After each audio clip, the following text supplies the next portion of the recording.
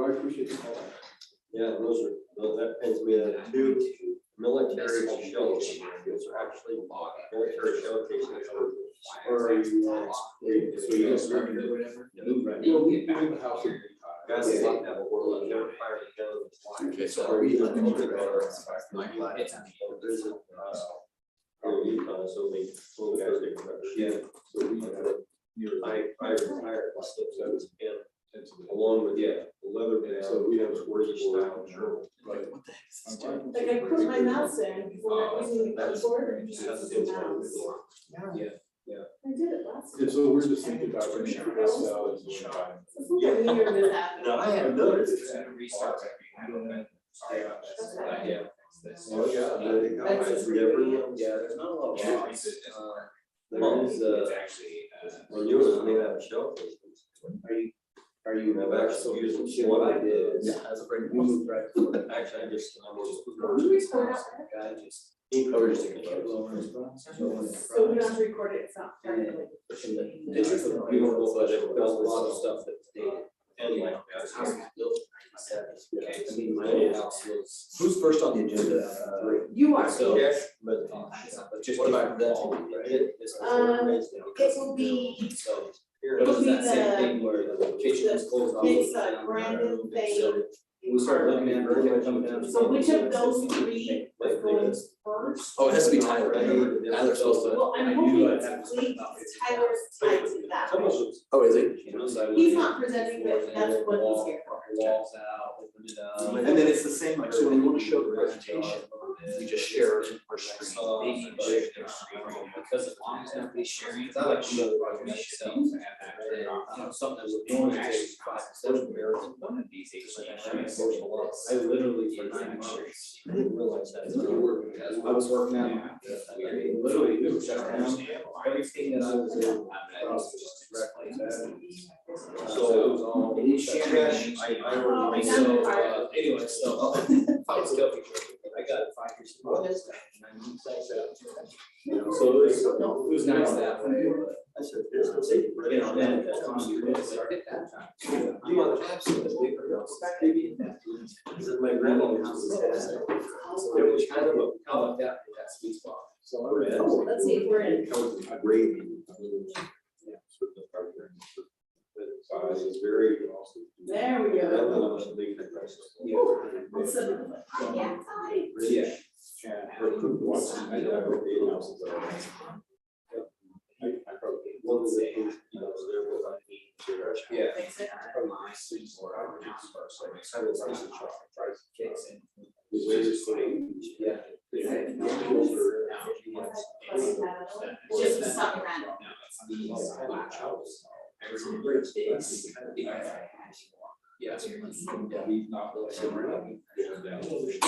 random. Yeah. Yeah. Yeah, cash is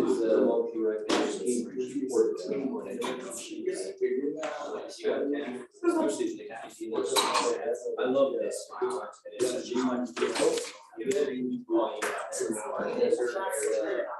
Yeah, special thing. Next to the Mosey, you want me to try this. Same guy that votes. I'm curious to see what I get. I never like, I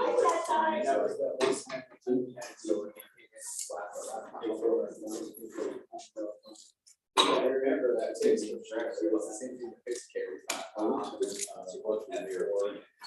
It actually lowers the power, yeah, whatever. And it counts it.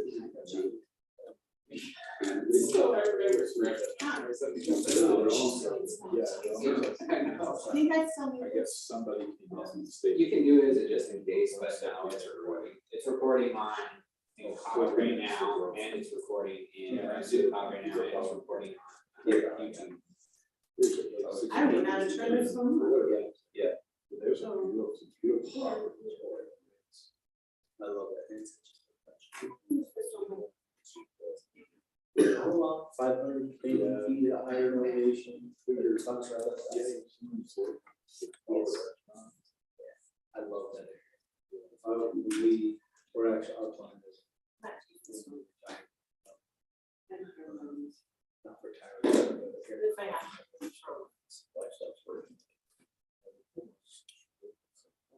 Which I might consider, but see what's out there, but. We want to work it. No, it's gonna be It something. is almost there.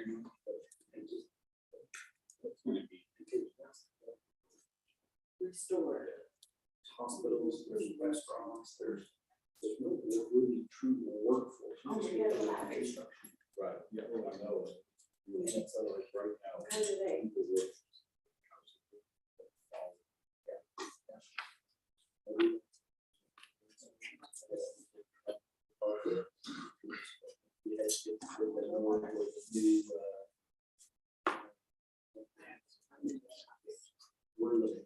Oh, so it was just. Yeah, that makes sense for sure.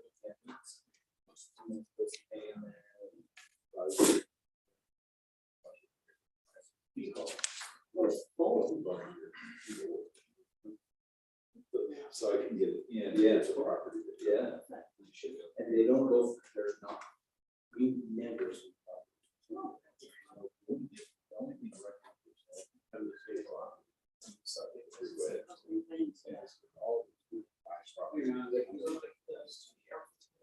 There's like a. I might use the other. There's a lot. Just so you have. That's really where the centers, Yeah. I just did a little lot for that. I was looking, there's you. Yeah. And I love it. But you think it's supposed to be, there's a local, something that was a million dollars a year ago versus. Just to have a better understanding. My latest revision. I just figured about it all, so that's. So there was one you emailed me, residential. Cities doing just like this. Oh, that's. So that is there, that is the Zoom account that's on the local machine. So that would be the one that'll just be there for people to hop on that, do their presentation. Pete logs in on his account, send that over, so he's got the files. That should be it, straightforward, as long as I share each team. I for sure.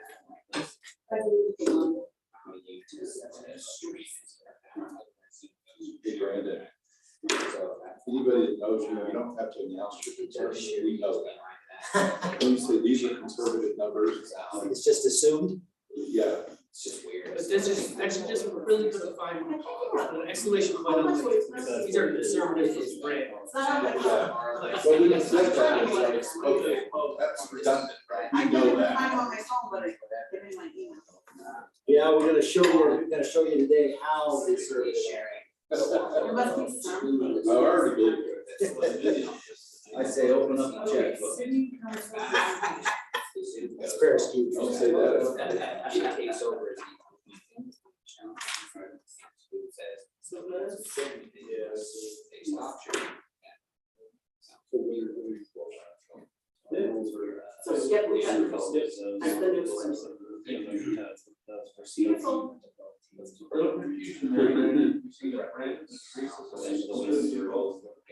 Either one, we both put it in that. Yeah, so play around with this. This thing. Are you gonna actually use the Now I'm bottom left one? testing. That's Oh, the grass. Well, you, if you want it on the big screen, I did it like. But I saw my have at the moment. And I did it just barely 25 weeks ago. Yeah. so these are special rights. Yeah, Now it's getting super. I don't know, someone has to get That she just said. So parts, like-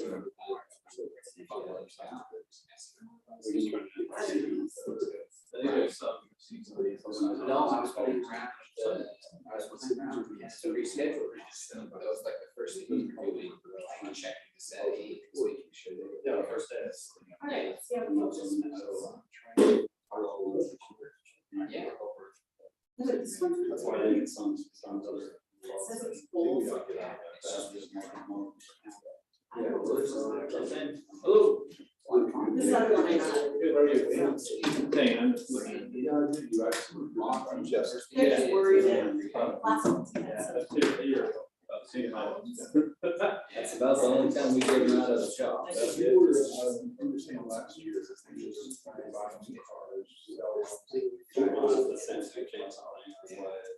Yeah, Because of the used car prices. Yeah, I think. Are they still up? I know, where is it? I thought that's really good.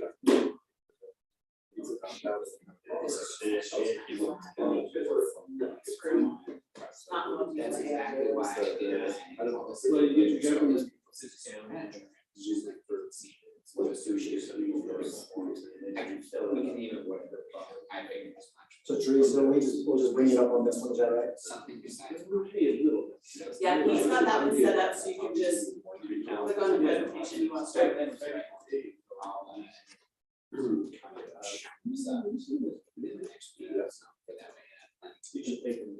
I've used a couple of cards.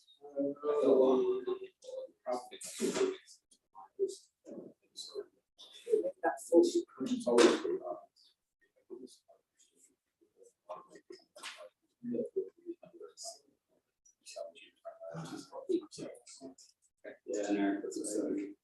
Well, It's what? Good stuff, good stuff.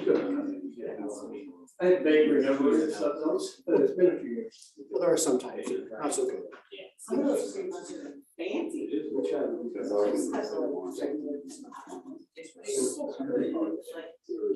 Same line. It's also starting parties. Yeah. I did, yeah, we were guilty of that one. Right along. I only got one set. I don't think I've changed it since, but I can't remember now that I realize it. You wanna look at it? Got it. What's the last? What else you? It's just all. It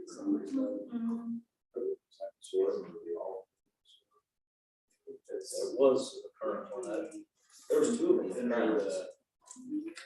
One Like of runner them. ups and stuff, I think, What was it? like runner ups, Yeah. stuff like that, or like this team. Yeah, one Is was that Runner same? up stuff. So, since it's not in a slide, we have to. Oh, they scroll. might have another version. Okay, so just go down and down.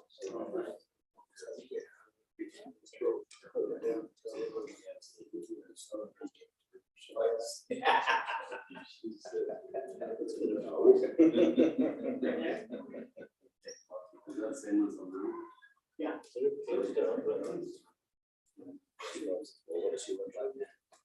Delete. That I don't know, yeah. Where's it?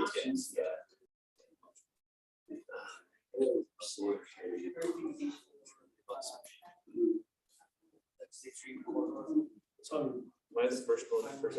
It's not there. That's probably cool. Hey. What's that? I was like, oh, very special.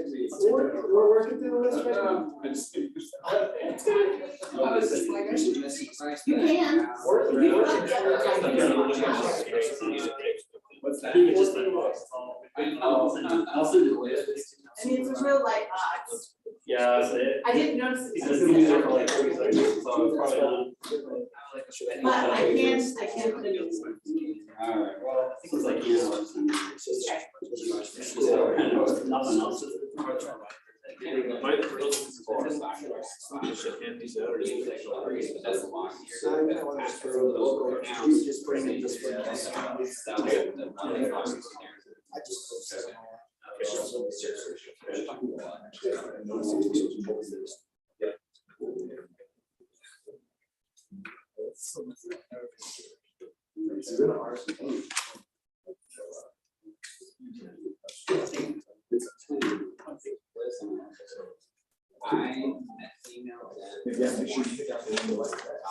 Well, I wrote one that has a red window. Yeah, all kind. Yeah. Well, they confirmed. Who are you going first?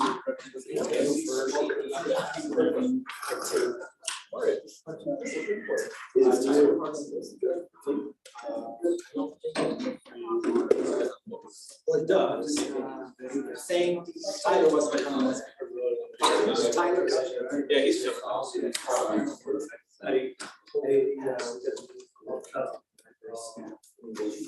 There's a chance. Yeah, so.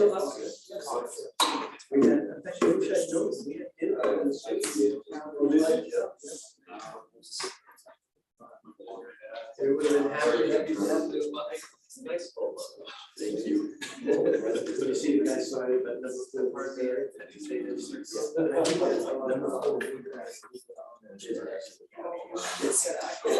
these are the. There's a play on word there. He's not related to a sponsor.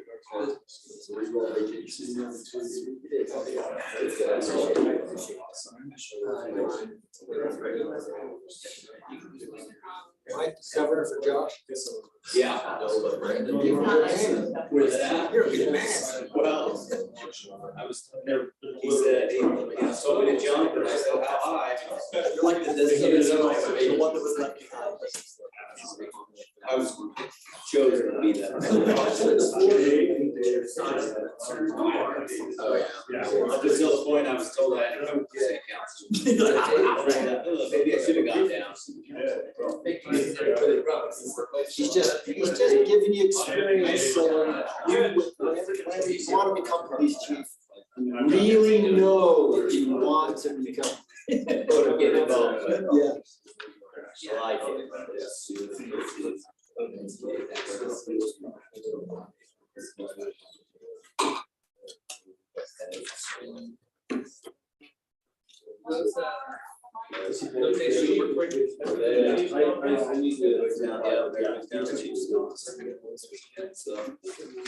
How are you? Gotta stand up today. How are you?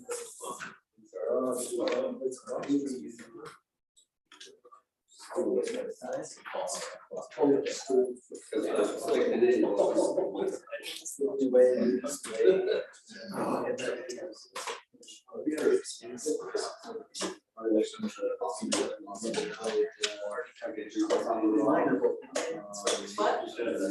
Oh, you just sent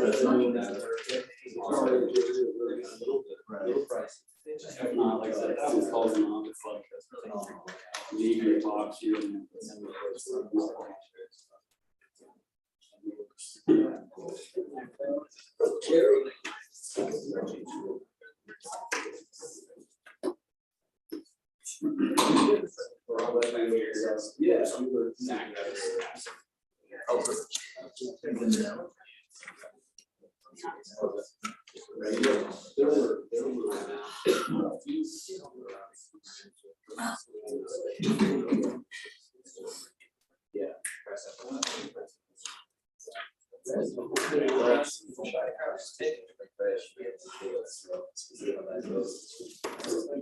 Pretty good, other than maybe 2 days. So it's good. So when you guys gonna rebook? Thank you. The same thing. Go back to my other ones. Yeah, escape my rock. Let's try it. Right, escape is not working. Yeah.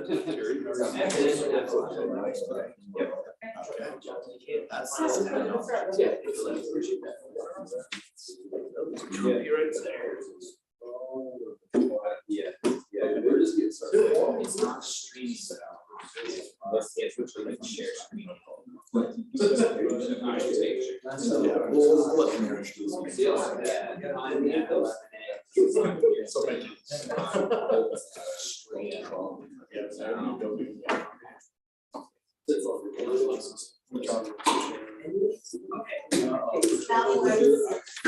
Hey, Dave, how'd you been, man? Triangle, is that what it is? Sorry, I gotta run out to the car. I apologize. This one. Hey, Ryan. Ryan, is Layton gonna send Mayor Bruns the They are small. a bill for that shovel? He just took it, so I think we just need bills. I'm sure they will. They said, you guys can have it. He's like, I'm taking it back. Just took it. Hey. Yeah, like whatever. We're good. Wait to pay for them, so. It showed up on that. Well, that's a good point. No, I'm always. Right. Hey, let's go.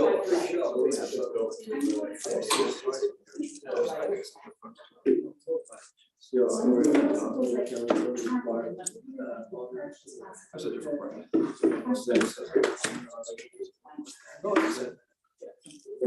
Like it. Good. Dave, you got screwed.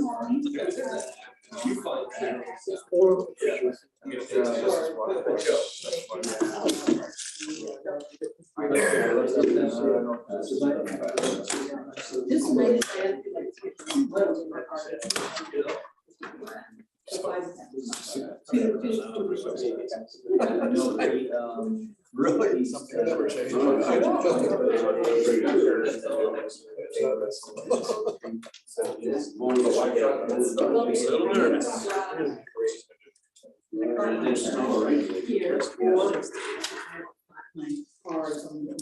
Usually later on.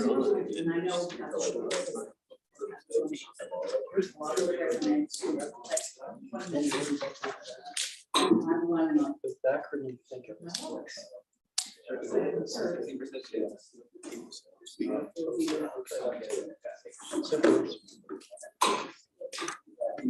Okay.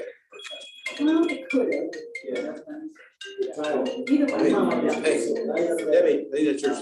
You're up first. That yours, Deb? Yeah. You and Faye are up first. Tom? Right yours?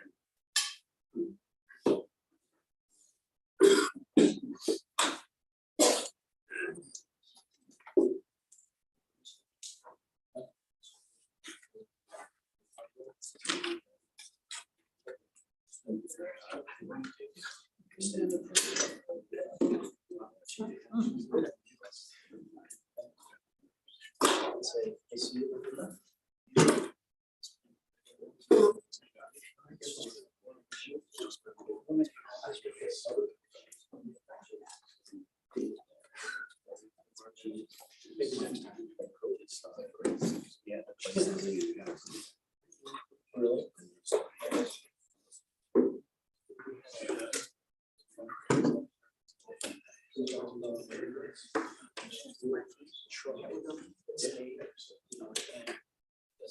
Good to go.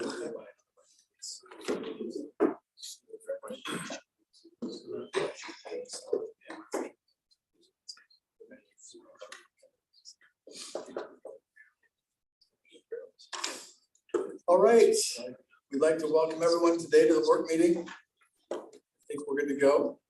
And that was a fun event, that groundbreaking for this new city center. So Pete did a great job. Thanks to the team, thanks to Lakers. Yeah. Great job.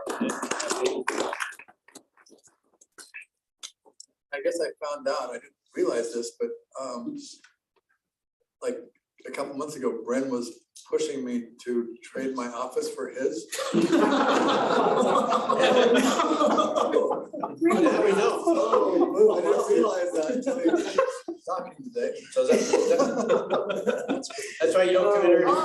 even think about that. Sometimes optics just not really in your favor. It's all good. It's all Hopefully good. you'll miss it when you're working in other offices. All right, so let's turn the time to Brandon for a presentation on the budget.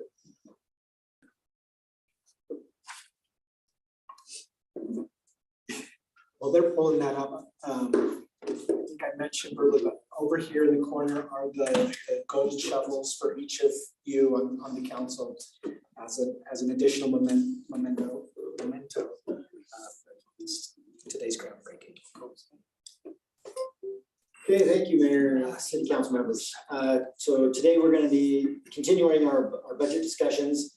So today we're going to be first focusing on our fleet replacement program with Thane and Tyler from Public Works Group. And then following them, we'll have Carlo Kolowitz from our IT department. We'll be touching base on some of the IT things that we've been working on, as well as the things that we have here looking forward to going into the future, as well as right now. And then I will conclude with our operational items for this upcoming budget, as far as those items that are expansions in nature or things that we are expansions, but we're able to take care of here in this current fiscal year. And so that's kind of the timeline that we're planning on going here. So I'll turn the time over to Tyler and Thane. Okay, Brandon, can I ask you, so going forward, because I know this is a process we do for a while, give me the big picture of what we'll do next time. So the like next time meeting, the next meeting? Yeah. So our last meeting, which will be near the end of April, that meeting will cover our CIP projects. So all of our any big projects and or that are capital related, whether that's equipment. CIP standing for capital improvement. Correct. Thank you. Or capital purchases. And yeah, it includes also a lot of big dollar capital purchases that are non-vehicle related. But would a fire truck, like, is that considered a big? No, that would be part of fleet. So do we ever have a time where we're seeing budgets for departments, what they were, what they're proposed to be, you know, a 4 or 5 year track record, so we understand kind of where we're going? Normally we show you that when we had to give you the tentative budget in May. So May, you'll show us this department's getting this, 5 years ago it was that. So what are they doing? Then do we get a breakdown like this would be personnel, this would be equipment, this would be. Yeah, so that tentative budget is so it has 2 prior fiscal years that are actuals, has the current year that we're in, and then what we're proposing for the budget. Within each one of those divisions for each department, it shows each division and then breaks that down between personnel costs, operational costs, and capital related costs. I didn't want to lose that, so I didn't know if that's. No, yeah, so that'll be in that meeting, and then that then gives you have a month in essence to review that document before we come in June for the final adoption of the budget. Okay.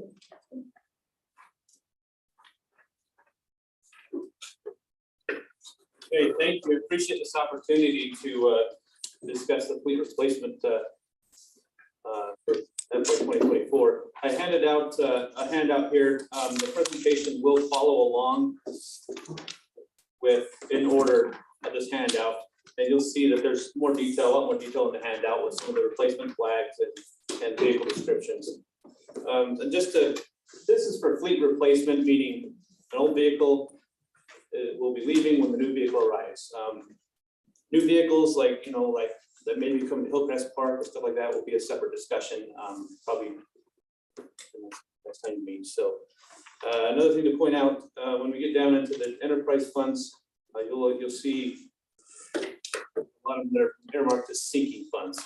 Those are savings funds that we save up money. It works out quite well if we're budgeting for a $500,000 sewer truck. Instead of asking for $500,000 at one time, we just start saving for it, and helps with smoothing. Anyway, we've seen a lot of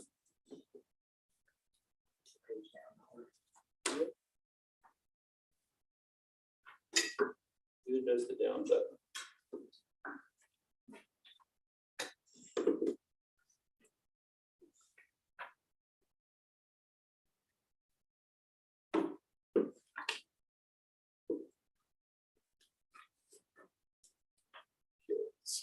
Okay, we had a lot of price increases in vehicles, and these are actual examples of vehicles in our own fleet. We had a pickup ordered for $26,000, and the order got canceled because of the shortage, and the new cost was $42,000. Ambulance, similar. Patrol vehicles have gone way up, and you see that fire pumper that we purchased in 2022 is $813, now it's $950,000. So overall, about a 25% increase. You see that stabilizing over time, or you think it's gonna still going up? I don't see stabilization yet. I met with the fleet managers and the Ford rep, and we still have a couple of years. So you think it's gonna go up as much, or is it not quite as much? I mean, I know, I'm asking you to predict the future, but Well, and 38% seems high. That trajectory is gonna double that if they just don't. it should start smoothing out. I'm sorry, I was thinking of actual acquiring vehicles. Some of the I think so, rebates gone away. Is the price gonna keep going up by this amount, Yeah. or some of it? It's still gonna be going up some. I don't know where the peak is gonna be, but if vehicles are in high demand, short supply, we're kind of. So there's a couple of things, right? I mean, you've got the cost of manufacturing, but then you've got supply and demand. And those both converted to do what's happening there. So depends on how that plays out, right? Yeah. So we'll jump right into the vehicles discussed. Here's the police department. We have 4 task force vehicles that we have leased for quite a few years now, probably about 8 or 10 years. A 2-year lease, 4 of those to lease for 2 years will be $32,000. We have 9 patrol vehicles. We ordered 2 hybrid for this current fiscal year. They were put into our fleet about a month ago, and we're proposing to move forward with all of our patrol vehicles to be hybrids that idle a lot, and this will help offset the fuel cost. And then we have 4 investigate. Are they big enough? They'll They be. have enough power in. Yes, in fact, they'll have even more power off the line than a gas engine one. What kind of hybrid? They'll be Ford Explorers. Oh. So they look just the same. I'll say until Dave. Waiting for the Chevy Tahoes to come out. Okay. Good answer. And then we have 4 vehicles in investigations that we are pursuing 2-year leases on those.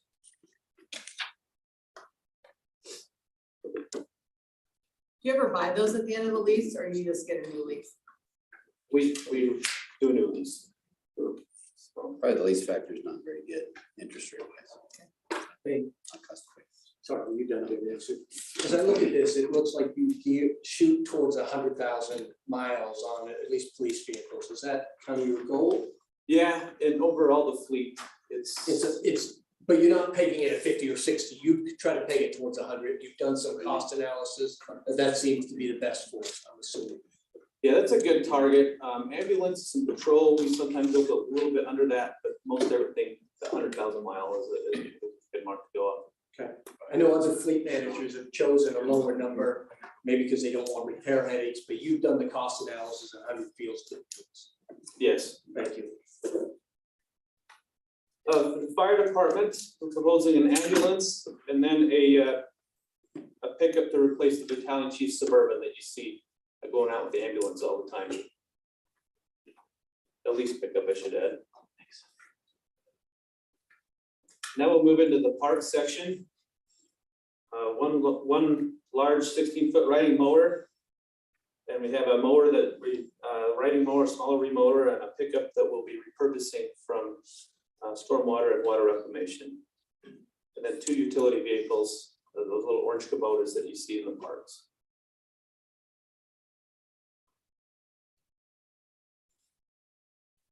Cemetery will also be getting a riding mower and a 1-ton dump truck up there that we'll be repurposing from water reclamation.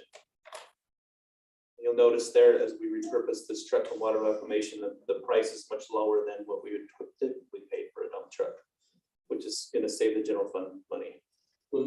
So that repurposing, we have some of the Orem City mechanics that work on that and actually help that process? Or do we have to send that out to a special?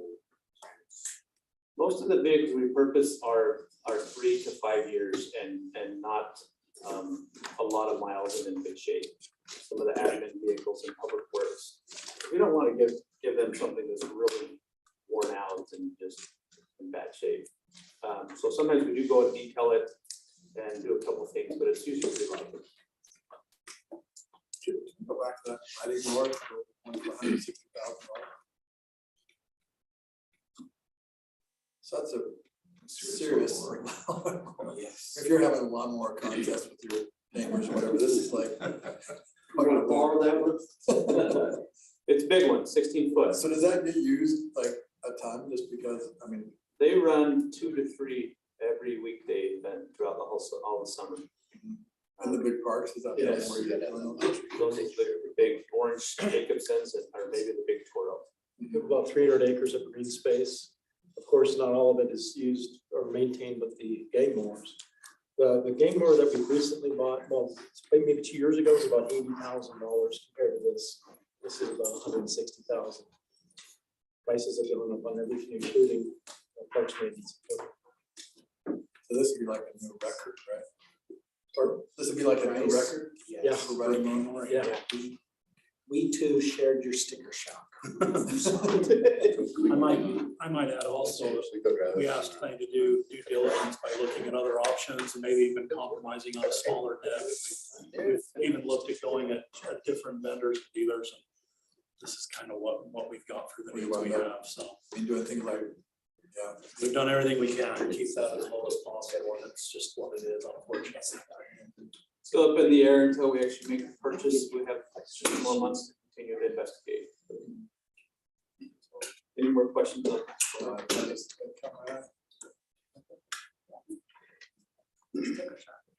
Okay, we'll move to the enterprise funds. We're proposing a bucket truck for street lighting. We did save $100,000 last year in the sinking fund, and now we're asking for $80,000 to be able to purchase that vehicle.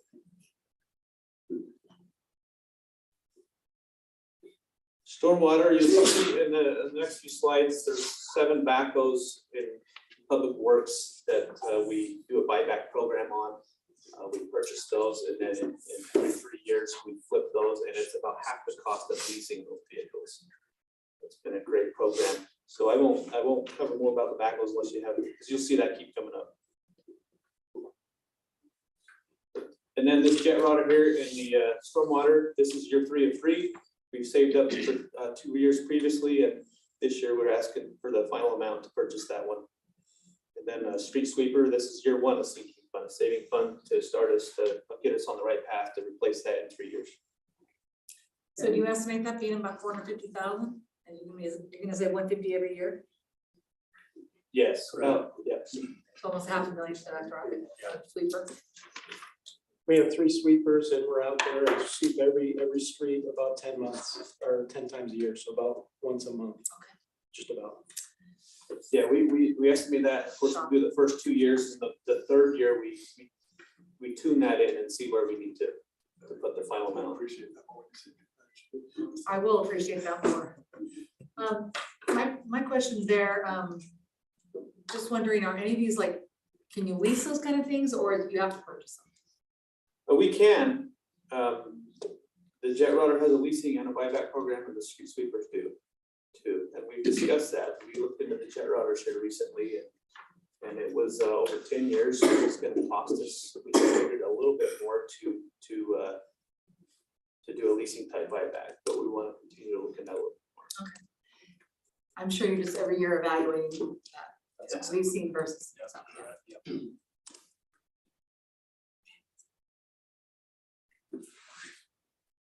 So continued with stormwater fund 55. We have a 3-ton dump truck with a snow plow and sander that we're asking to start saving for. And then a pickup and a small riding mower to mow the catch basins.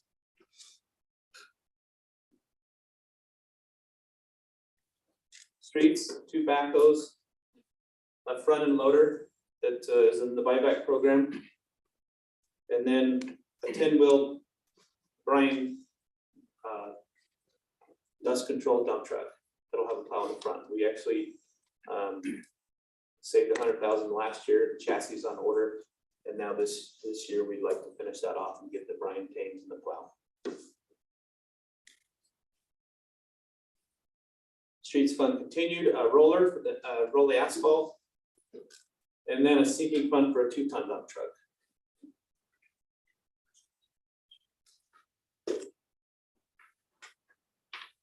Now to water reclamation, another backhoe, a utility vehicle, similar to what the Parks has, little orange Kubota, and then a sinking run fund for a jet router, one of those trucks that goes and flushes the lines.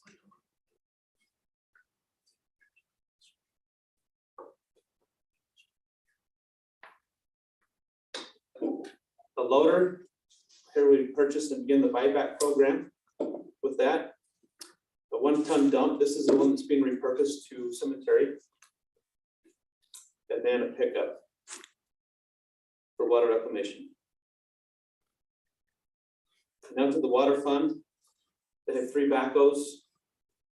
I also have a loader here that we've been leasing this loader for since 2016. And that's a long time to lease a vehicle. And if we get a new vehicle, a new loader, it'll cost us twice as much to lease than what we used to pay. And so we're proposing that we purchase and do the buyback program to where we every 3 years flip that.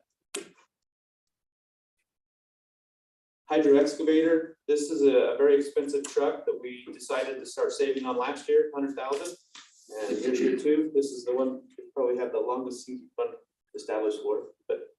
And then an excavator would be similar to that loader, except we purchased that and do a buyback program with that too.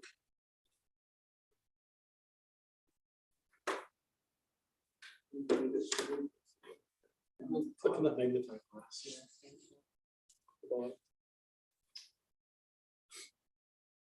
And we're in, okay, you answered, we're in fiscal year 2023, proposing 2020. Yes. So as long as they got wider, sorry. So here is a kind of where we've been for the last, is that 8 years?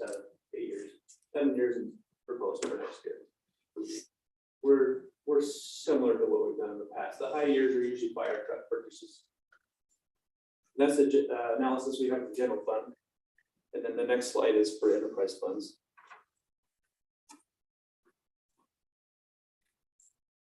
This one, we see a little bit more of the curve here with the increase in the prices. Pretty good. And then in summary, my last slide, this is the amount we propose overall for the general fund, about 1.3 million. Enterprise funds, it's a little 1.6 million, which is a total of almost $3 million. And that's all I have. What were we last year? How much were we last year?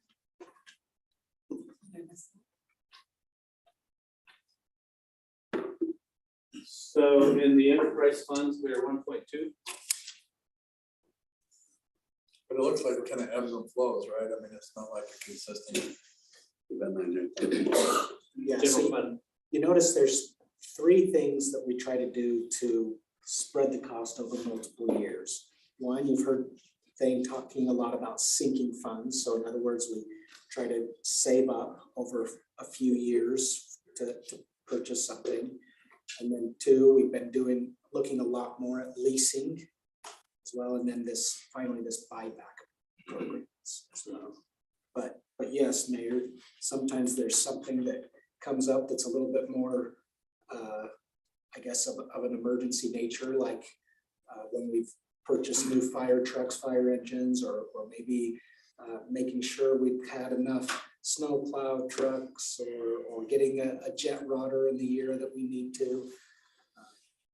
So there is some ebb and flow there, but if you recall on one of those first slides that Thane shared, at the same time, we are dealing with an average about a 25% increase in inflationary pressures related to our fleet purchase.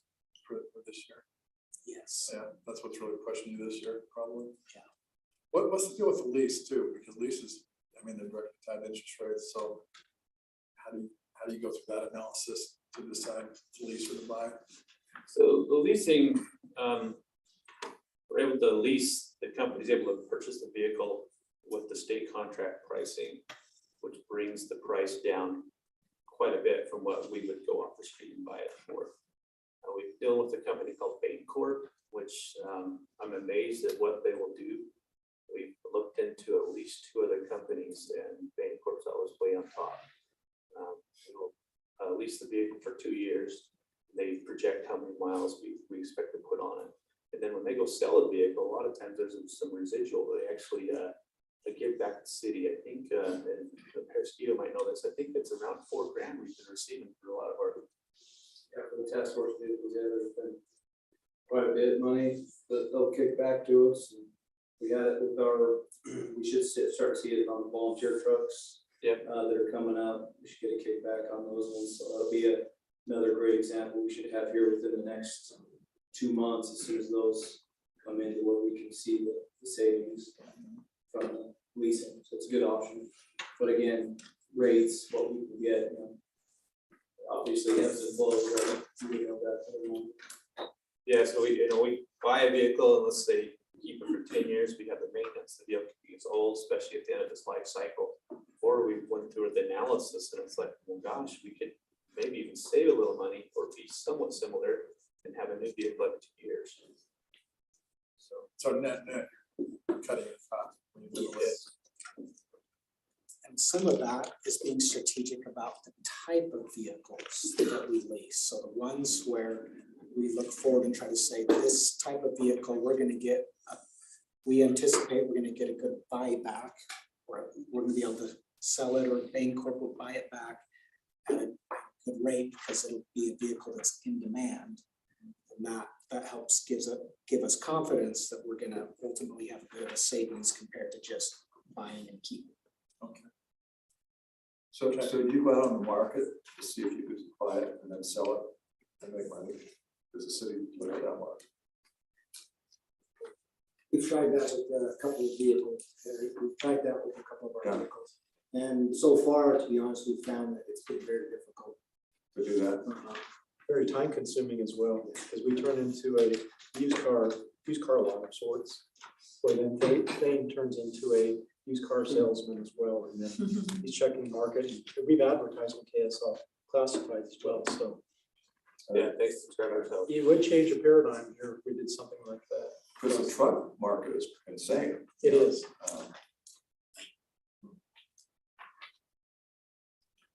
We have some other issues related to, particularly with big vehicles like fire trucks.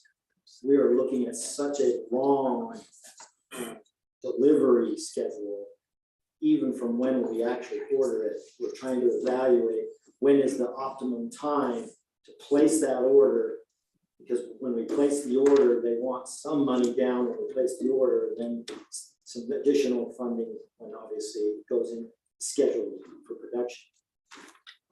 Production can be anywhere from a year to a year and a half. So we're also evaluating those kind of things too, as far as any supply chain type of an issue. As far as we may be having to order something way earlier than we might normally have done so in a normal market. So those play into that. Okay, well, thank you. Okay, thank you.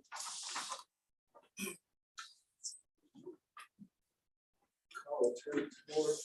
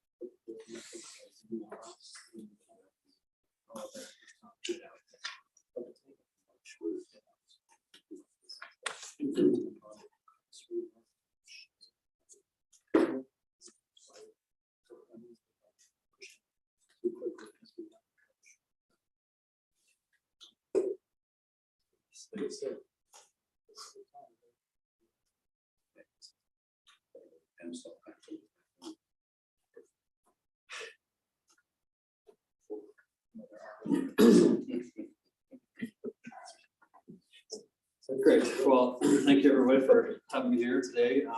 Since I'm new to the council, I may as well introduce myself a little bit. I'm Carlo Kolowitz, I'm the new IT director, took over, or IT manager, took over for Ernesto. Previous to here, I've served all my career in the private sector, so it's my first foray into government. But I've got, many years in manufacturing, healthcare, education, and the private industry. So I've across multiple industries and served lots of companies. So it's a pleasure to be here, and we're making some progress on our systems. So a lot of these projects that we accomplished this year, of course, were sleep roadmaps before I got here, but so credit to the team, they did a good job in lining these up and getting them done. Some of the highlights, it's hard to put all the things we did into a summary, so we kind of tried to just pick the high points. So we did redundant firewalls. As most of you probably understand, firewalls are kind of the gateway to the entire network, so it's first line of defense for keeping us safe from cyber attacks. So having those is highly important, and having them redundant is good, because we have to do security maintenance on them quite regularly to keep them current, so that they protect us properly. So if we go down to update those, then we're down across the whole city. So now we're redundant, and so if we have to do updates at least every month like we need to, then we can have one down while one's still taking the traffic. So we're protected all the time. So that was a good investment and a good project we finished. The core router was replaced, which that's like we consider that the heart of the network, where everything flows through that for both the city center and all the other facilities, because they end up ultimately homing their systems back to the city center. So having the current core router there is important, so we keep that strong and reliable. So I got done as well.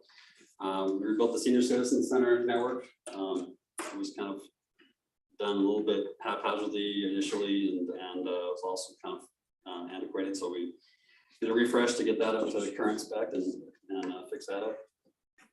And then the IBM database is the heart of where all of our data lives, that is across our proprietary systems. So Orem's unique to a lot of municipalities in the county, where we've had IT developers since IT was IT, and so we've developed a lot of in-house systems that make everyone's life here at the city highly more productive than they would if you were somewhere else, because they're specific to our needs, and everyone likes them. So the data that we all rely on is nested into that database server. So we try to cycle that out every 4 or 5 years, and this was the time to replace that. So we were on Power 9, now we're on Power 10. Public safety also has a IBM database that was even older than ours. It's gone through a couple of replacement cycles without being replaced, and they no longer are using it. It's just for the archive data for criminal investigations that are not aged out. So mostly murders and sex offenders and that type of offense. So we have to keep that data available, and we didn't want to buy a new system for that. So we combine it with the replacement of our database and have it as a virtual database on top of the same system. So our new system serves as both databases. So saved us some money there. And then we implemented a cybersecurity service called Arctic Wolf, which is a good addition to our cybersecurity resources, since you really can't stop watching what's going on in the network for any moment in time whatsoever, because we are under like 24/7 barrage of attacks. And so services like Arctic Wolf were there to kind of augment our staff requirement to not have to have us watch it, they're watching it for us, so they monitor our traffic that's both coming into the network and as well as traversing the network on the inside. Watch our logs and look for for signs of anybody that's, you know, would have been attacking our network or conceivably that had breached the network. So it's a good service to have, so we don't have to man that, since it's just too many eyes needed to properly do that. The library migrated from their ILS system to an open source systems. That's gonna save them money quite a bit over time as they've done that, and we had to do the financial integration for that, so that got completed. RTAS is the mapping program that a lot of the city uses, you know, development services, the public works, highly dependent on how those maps, and so we did the upgrade to that system. It's part of the requirements for insurance policy, as well as just good security best practice. We've moved to multi-factor authentication. Probably buzzword you've all heard at this point. And so we've rolled that out across the city using Azure Active Directory. And then we updated our password policy to be a little more stringent, so that we have 19 passwords. And then we worked on the employee portal. So we've got employee directory and time, you know, a lot of HR components, the time cards, vacation requests, and more to come is being built into that. So it's kind of one-stop shop for employees to get to internal systems and HR needs. And then another thing we did is we launched a steering committee utilizing the exec staff to be able to kind of direct IT and be able to collaborate with the exec staff, so that IT is not cherry picking the projects we want to work on for whatever pet reasons we might want to work on them, but to let the city make that as a whole, you know, it's the exec staff included with IT to pick the best direction for the city, you know, higher priority projects that are good for everybody, not just what we want to work on. So that's a good piece too. And Carlo, can I just say that Carlo coming on board has certainly helped me sleep better at night with his focus on taking us to next level. With, you know, just a lot of those things were related to network security, cyber security. So stealing Carlo out of the private sector to come help us has been instrumental, critical in helping us up our game. Yeah, so that's what we've accomplished so far, and now what we have underway still to be completed this year is we're expanding our offsite data center. So for those who don't know, we have leased space down in St. George at a data center called Time Point, and they are our disaster recovery site. At least they have been just that. So if this building burned to the ground or caved in from the earthquake that's going to take burn out, then we still have our data. Mayor now, mayor now. He's in that office now, Mayor. Just roll down the basement, so we're going to rent. So we're going to expand the data center down there to be more than just disaster recovery. Disaster recovery is good for if we burn to the ground, but we have smaller disasters that aren't good enough to warrant, you know, the time it would take to actually bring that data center up to operating capacity. So we want to turn the heat up on that, so to speak, and make it a warm site where we can actually move things there quickly and efficiently, so we can transition systems that would go offline here to the data center and still operate, you know, proper capacity with services disrupted. You know, so that's to me, that's increasingly important as we start looking at taking backhoes to the parking lot outside and potentially cutting power and or other service lines to the company that we're all dependent on. So we're kind of late in the game making that up as fast as I'd like to have it, but we're going to make it a viable warm site. So along with that, we're moving our database, which is highly important to productivity of all the employees that work here. We're going to make a warm backup of that down in the data center as well, so that it's within a couple of minutes of the data that's here, so that if we have to move it over there, it's no time lost or no data loss as well. So quick recovery from any kind of incident. We're working on park installs and Tyler's group's, working pretty much lockstep, and we're at this point, probably more so on that than IT is right now. Coordinating the Utopia installs to get fiber installed at all the parks. And then once Utopia gets in there, then IT has to build the network out and make it available so we can put, the automated sprinkler systems online, camera systems, and then ultimately distribute Wi-Fi to the public parks as well.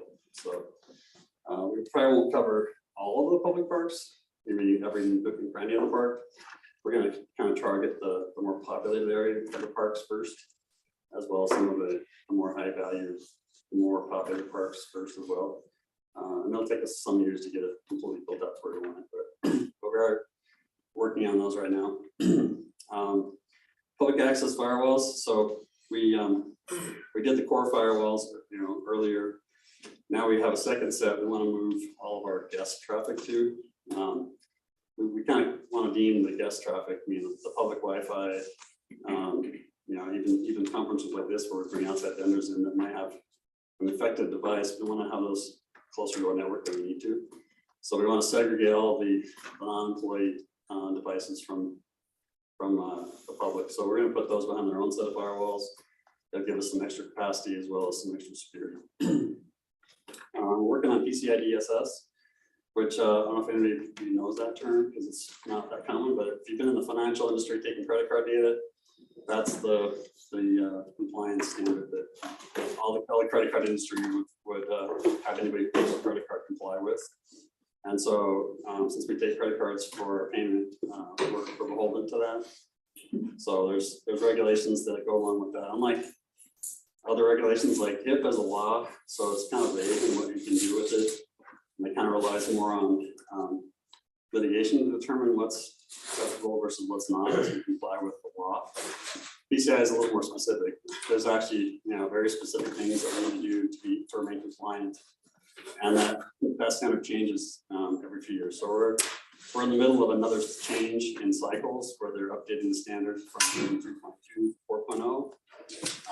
That'll take effect over the next year and a half or so. So we need to kind of up our game to keep compliant with that, so we can continue to take credit cards. Also, we've got cybersecurity training that we can do for our insurance. That is also good practice anyway that we're working on. And then replacing the police laptops. We've been using Panasonic Toughbooks for quite a while, and they're a decent machine, but they actually start as kind of an old technology, new machine. So, and we're having sourcing issues getting batteries for those. They tend to kind of eat batteries right now. Kind of a flaw with the device in my opinion. And we can't get batteries for them, so we're going to replace some of those a little bit premature from their life cycle, but it's a good replacement anyway. So we're going to move to Lenovo laptops used by a lot of other police agencies and other municipalities. Have a good track record and the price is good. So Is it the ones in the vehicle? The ones in the vehicle, yeah. So we won't get through all of them this year, but probably by next year we'll have all the vehicles switched out. So there's about 50 that change, so takes a bit. We've been working on the water AMI project, which that's the automated meter reading piece, and so there's the utility billing that goes along with that, so we can make sure we're billing using the automated system. So our dev staff have been working on that. We've got the water treatment plant that we still have network to rebuild on or rebuild, but we had sourcing issues like everybody else has, where the network equipment is also for us down to 80% or more, and it's been backordered for as much as 15 months. So some of the treatment plant has been on order since nearly a year ago. So same thing is true of the fire stations. We can rebuild those networks as well, and we're looking for equipment for that. So they may or may not finish it before they finish out before the budget year is done, but it's because we can't get the equipment. So our focus for the coming year is going to be on oops, I skipped 2 slides. On security enhancements. Security in IT, security is the forefront of everything right now. I mean, malware is it's rampant. You've even got malware as a service now. People can go out and hire people to ransomware their own company if they want. It's crazy. So security needs to get ramped up everywhere in the city. And so at the heart of that is us renewing the Arctic Wolf contract. So we have those eyes kind of monitoring that all the time for us. It's about $60,000 a year that we'll need to do that. And then we did last year as a pilot, so we're going to kind of solidify that as more of an ongoing contract. Because there's a lot of projects in queue to be done for network, as well as more need to have people working on the core network full time to keep us secure. We're looking for a network engineer position to augment the one position we have right now that is our network engineer. Excuse me. And then we've got our public interfaces right now to comply with the industry best practices as well as our insurance. You know, it won't tell us exactly what qualifies as what systems need to be multi-factor authenticated, but we're assuming that because of the response that everything needs to be. So in order to facilitate that, we need a means to do the multi-factor authentication through. And so we're teaming up with Microsoft Azure for business to consumer authentication, which will facilitate that multi-factor authentication for us. And then we're going to work on Bitwarden password management. Bitwarden is a password manager, and most people, I'd say the most common mistake people have is passwords that get reused or they're too weak. And so good password hygiene is to have a long randomly generated, use only one place type of a password. And so it gets hard to remember those, so then people store them insecurely, and then it becomes a data breach later down the road. So we're going to move finance. IT's been on that already as a pilot. We're going to move finance to that, as well as some of the managers or high value targets, so to speak, here of people who have passwords that we need to store and protect a little bit more better. And then, as I mentioned before, PCI DSS is in a transition state, so there's more requirements we have to come up to standard with, and so that'll be an ongoing project. It'll take us more than just this year, so it's an ongoing project. And then we're going to focus on disaster recovery and risk mitigation. So that's the database mirroring I talked about to get the warm copy of our data down at the data center. That's going to cost us about $12,000 a year for the extra licensing for the hardware to keep it under maintenance. Since we usually put our old server that we replace here down at the data center as our backup, and so we're going to extend the maintenance on that. So it's a covered box in case there's problems with it, and then we have to license the software to use for the mirror. And then we store our backups down there on disk, and so the server we're using for that is kind of aged out and also too small. So we'll have to replace that with something larger and beefier. So we're going to replace that this year. The hypervisor cluster of the data center. So right now we don't have any real compute capacity at the data center, just backups themselves and then the database server. So we want to change that and have all of our servers here have been migrated over to virtual machines. So it used to be you have a whole server room full of servers, and each server did a different task. Now you have fewer bigger servers, and those run multiple small servers as a virtual component. And so what used to be a couple hundred servers downstairs is now just 3. So we need some of those same compute resources down at the data center. So we'll be buying small cluster of servers to run down in Tonic-One's the hypervisor to run those virtual machines. And then we need to add some backups to our Google Workspace. So we moved to Google Workspace last year, I think. And Google is good in the sense of it's always available in the cloud, and they take care of making sure that's always available to us from day to day. But they don't protect our data in terms of if somebody maliciously deletes it, or if we accidentally delete something, we're not protected from that. So we need to back that up separately from what they provide to us. So that's going to take initial cost of either a server or a cloud storage pool to put that data into, and then some software costs to license that. And then kind of as a summary of what those numbers were on the other page. So looking at 2 new employees, one for ArcGIS, which is, that's for 2 pages. I did that, right? No, good. So 2 new employees are the GIS administrator. So right now we have multiple departments that are reliant upon that map data, and everyone's always wanting new features and things added to that mapping system. And it's a very specific thing for municipalities. So we don't have really the in-house expertise to do some of the things that people want mapped. So the better service, both our citizens as well as our city staff, we need to have a full-time administrator that can help to customize that to our needs. And then our network engineer will help with security and the network projects that are up in queue. And then the Azure VDC, again, that's for the water AMI project, the portal type stuff. And then operating system upgrades. We have servers that right now run an operating system that's one version old. And for PCI compliance, as well as other security best practices, in order to get security updates, you have to be within it's like so new of when the last release came out. So we need to constantly move to the newer version so we can stay in compliance with getting updates and be able to get the updates. So it's time to move to the next version of the OS right now. It's going to cost us about $30,000, and then we're going to create a sync fund for that, so we can have money for that going down the road. In 3 or 4 years, we have to do it again. And then the articles we talked about, as well as the backups, and then the hardware, and to make those things work. So I have.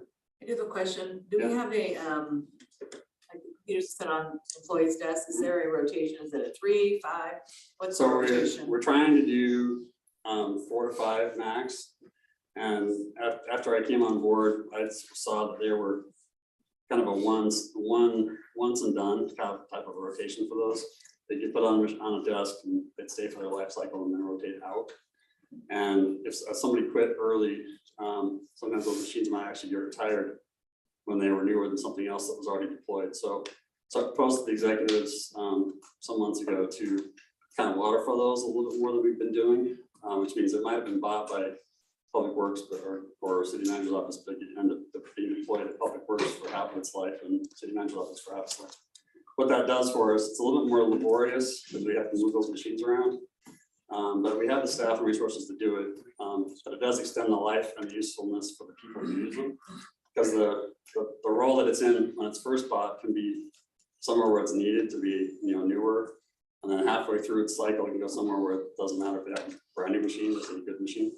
So we can get a little bit better use and life out of our machines if we waterfall them for one step. So that's one of the ways we're going to rotate them through. So right now we're working through all of our machines that are on the oldest edge of the spectrum, back to getting to about 4 years on our life cycle, and we're doing pretty good. I don't think anything out there is older than 5 that I'm aware of. We're shooting for 4.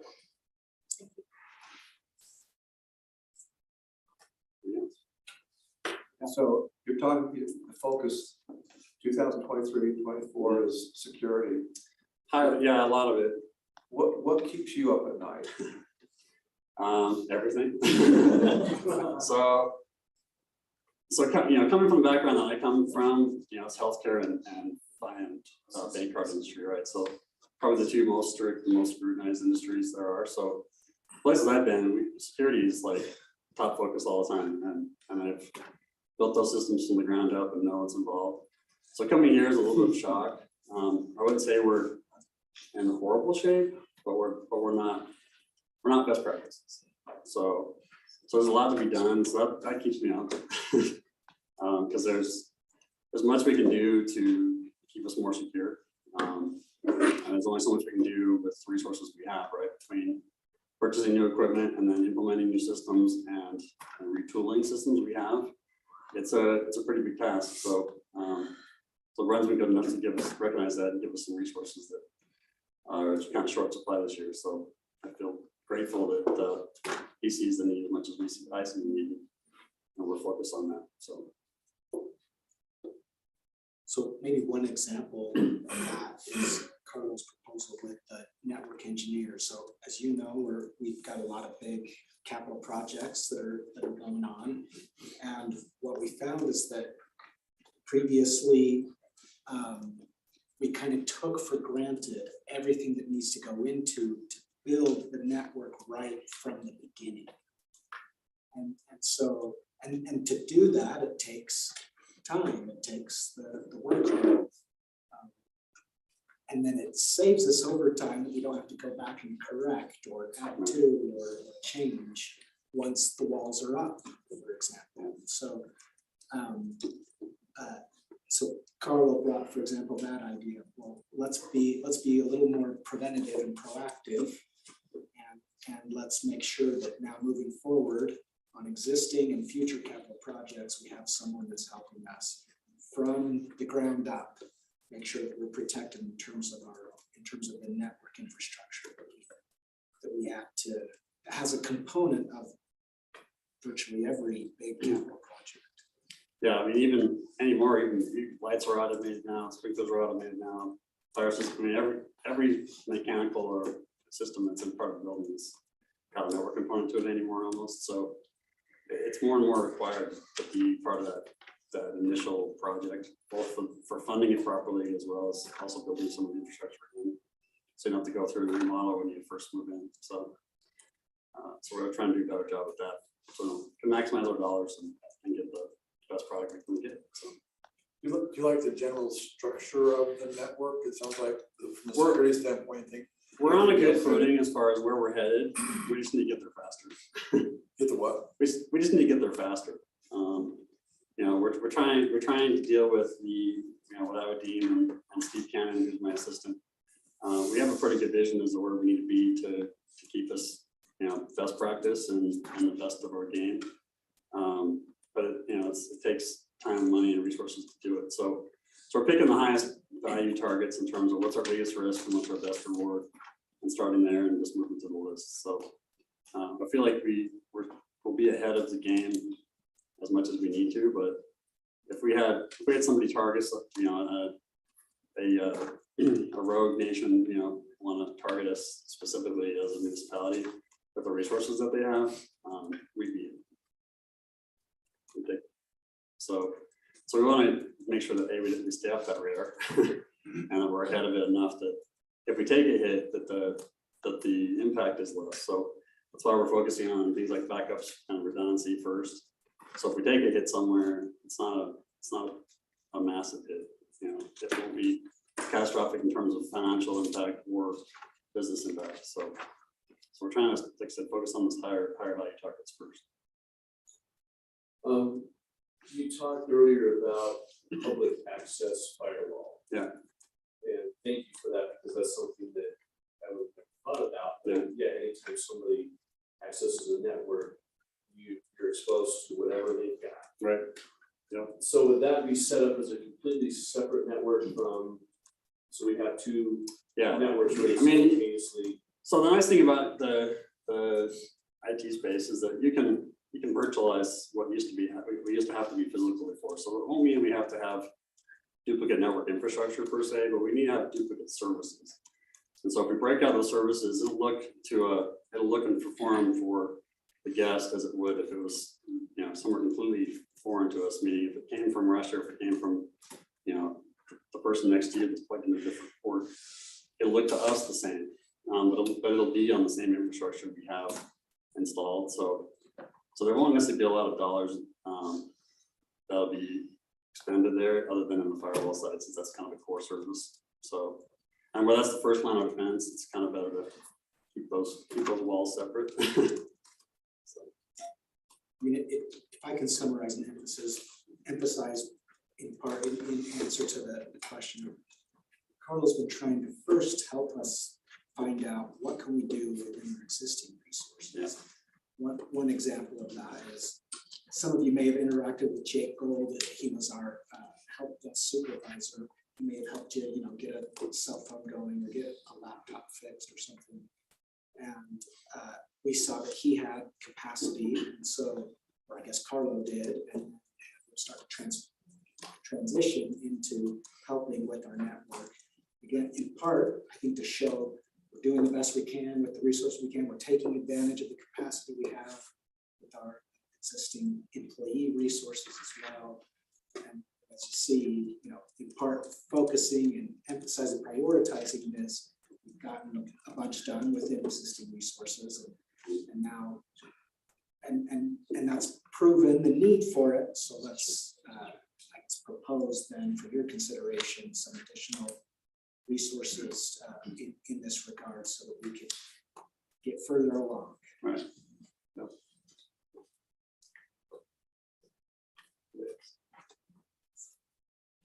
Thanks for having me. Okay, thank you. Yeah.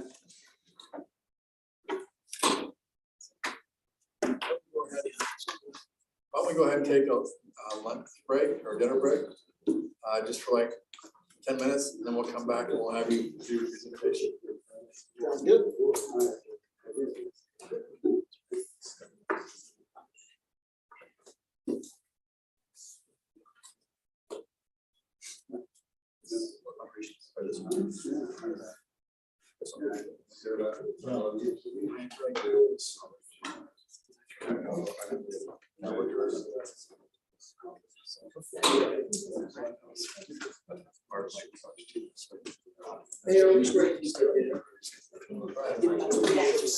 you want to have a prayer on it, Mayor? Yes, please. Would you like me to? Sure. Our Father in heaven, we're grateful for this food that's been provided and for the comfortable surroundings we find ourselves in, for the ceremony we were able to participate in earlier this day for a new city center. We're grateful for all these blessings in our life. We're mindful of those who are in war-torn parts of this world, or in hurricane or tornado destroyed areas. May they be blessed.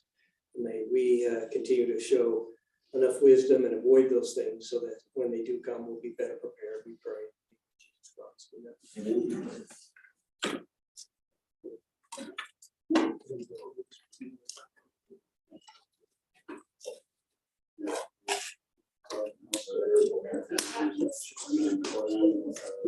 What do we got? It's all the same.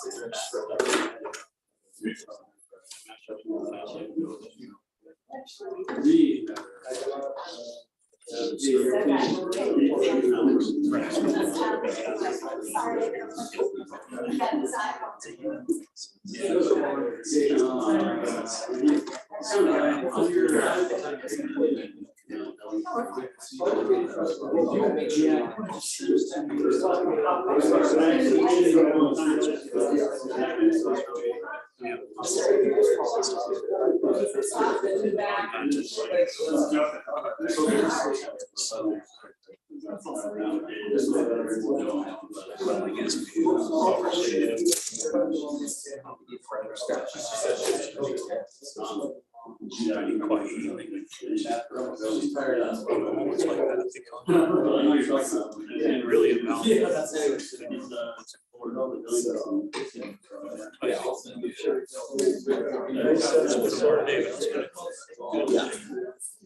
Sorry. What do we got for next door?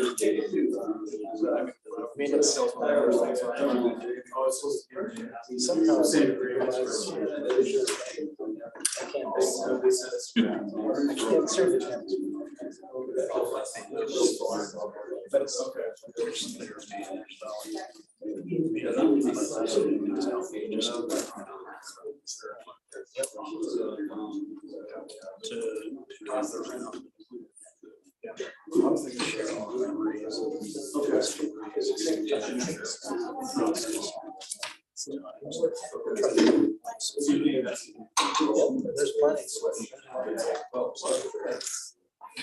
All is well. You're doing okay. Recovering from the. It's hard.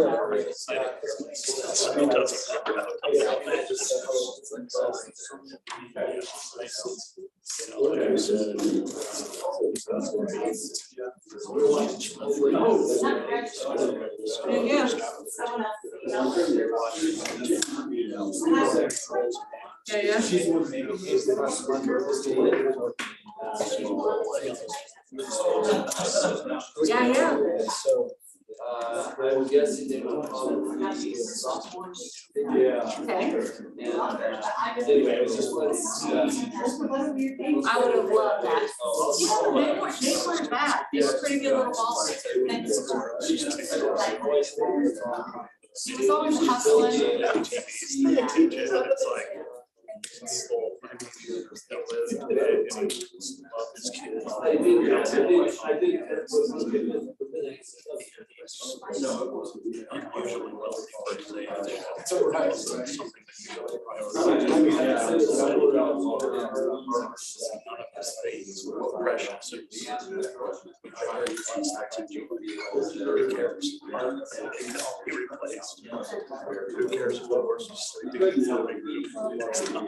Which is crazy later. It's like a really beautiful milestone. That wasn't important. That is so bad. This is bad. That's so funny. There's hard time with office. When your office collapses, it might be okay. Don't take notes. And it would mitigate the risk. I'm just being funny. Actually, there's some truth in the product. As far as I know, I didn't see that. Just get up here for my head. There were two now.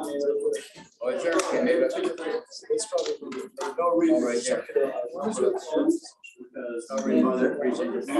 reason on there. The other ones are streets and.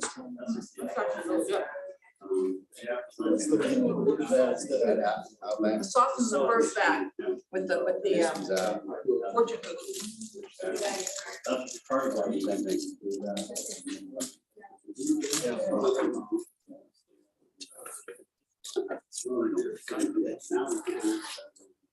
Ooh, I will live a long and prosperous life. Take that one. There you go.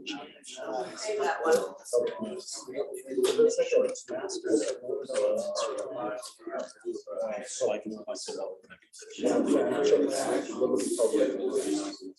So we don't have budgets, those would be two, but. So this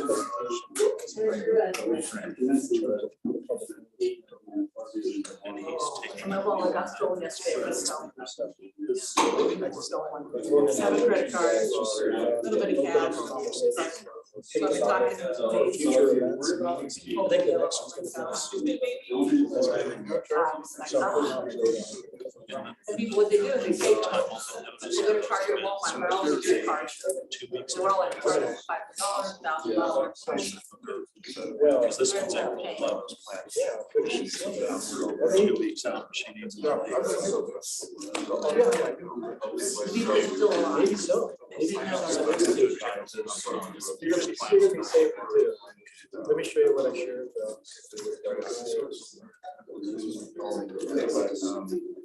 So my neighbor did the same thing, but when she did it, all right.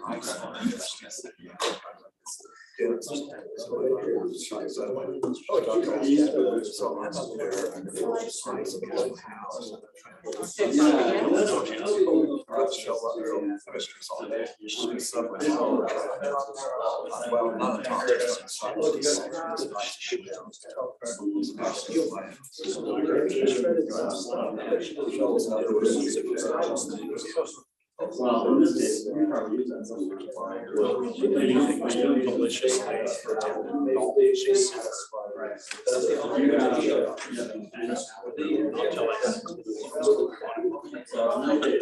Like really good for glue. Right. You're talking about like 6 months.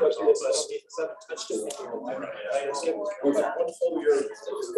I was on the phone for about an hour, and I told him, said, I've got to go to construction, you're the one that have a document. They're trying about $2,500. $1,500 for the other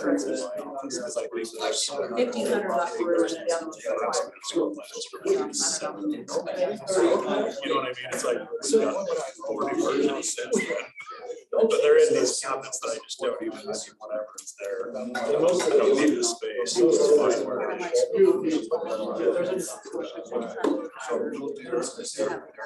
Special things. Now it's just a matter of. So there's two places.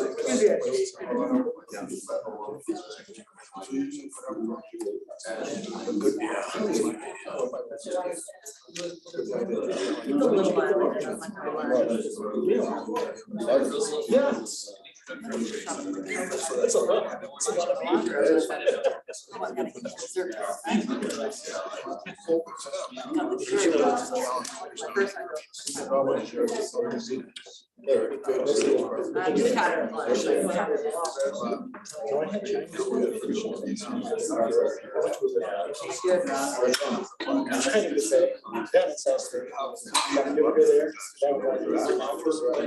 Oh, no. Right there. I will ask. Probably $10 bill. It's $10. It's been in business for a long time. McDonald's, I bought that one information. Which is this one? You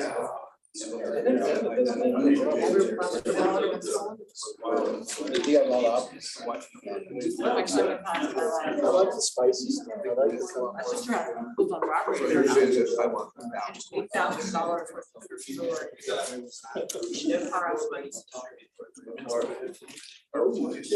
drug out. Last time we had honey baked. That's actually. I know. I was talking to Mark about some stuff from working. Letters for us? Contacts I gave.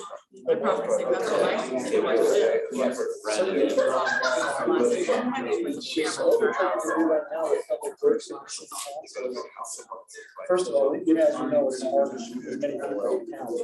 We can't get everybody. But these lunches, we hope that these will help with that. Yeah. I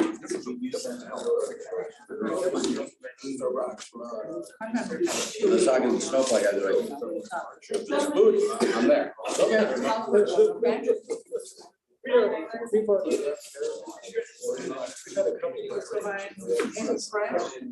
out, and then it's like you cannot get and expect to work that day. So we work with them on just feel like and then we always try to we have results on a number of different they called out afterwards. It's off the charts. It's off the charts. The snow numbers are off the charts too. Absolutely ridiculous. Things like that. Kind of do that this time. We do this for this week.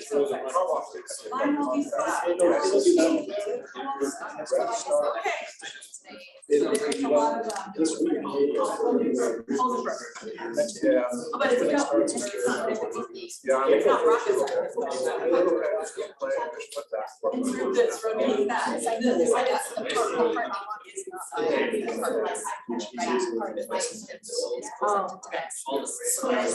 Whatever you need. No, it's all good, that's fine. It's fine.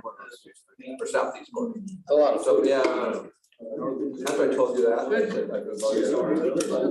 Cause Oh, it's. What a great. Yeah, It's not that big of a deal. my first 3 months on the head jobs. Yeah.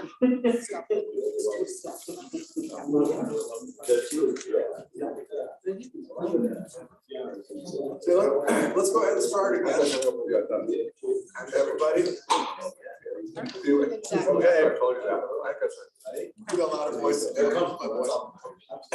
We're gonna go ahead and start. So Brandon, if you'd like to. Okay. Take it again.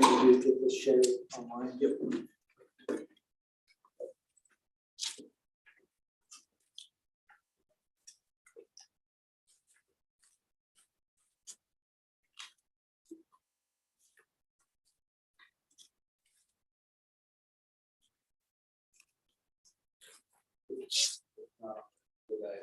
So sorry, too much MSG. Mayor. It takes way too big to be on any diet.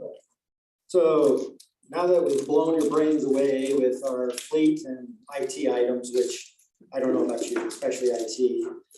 I know the importance of it, but man, the stuff that they talk about is just overwhelming. So hopefully that we just take that as what it is, right? There's a lot of stuff that needs to be done and a lot of stuff that we need to focus on in that area. And then obviously fleet, just the realization that that's one of our single annual biggest capital items is the replacement of our fleet, that how much we rely on vehicles and equipment and large dollar equipment, as you saw, within our organization. We want to focus now on just some of the other elements that make up the operations of the city in various other that are not IT or potential or fleet related.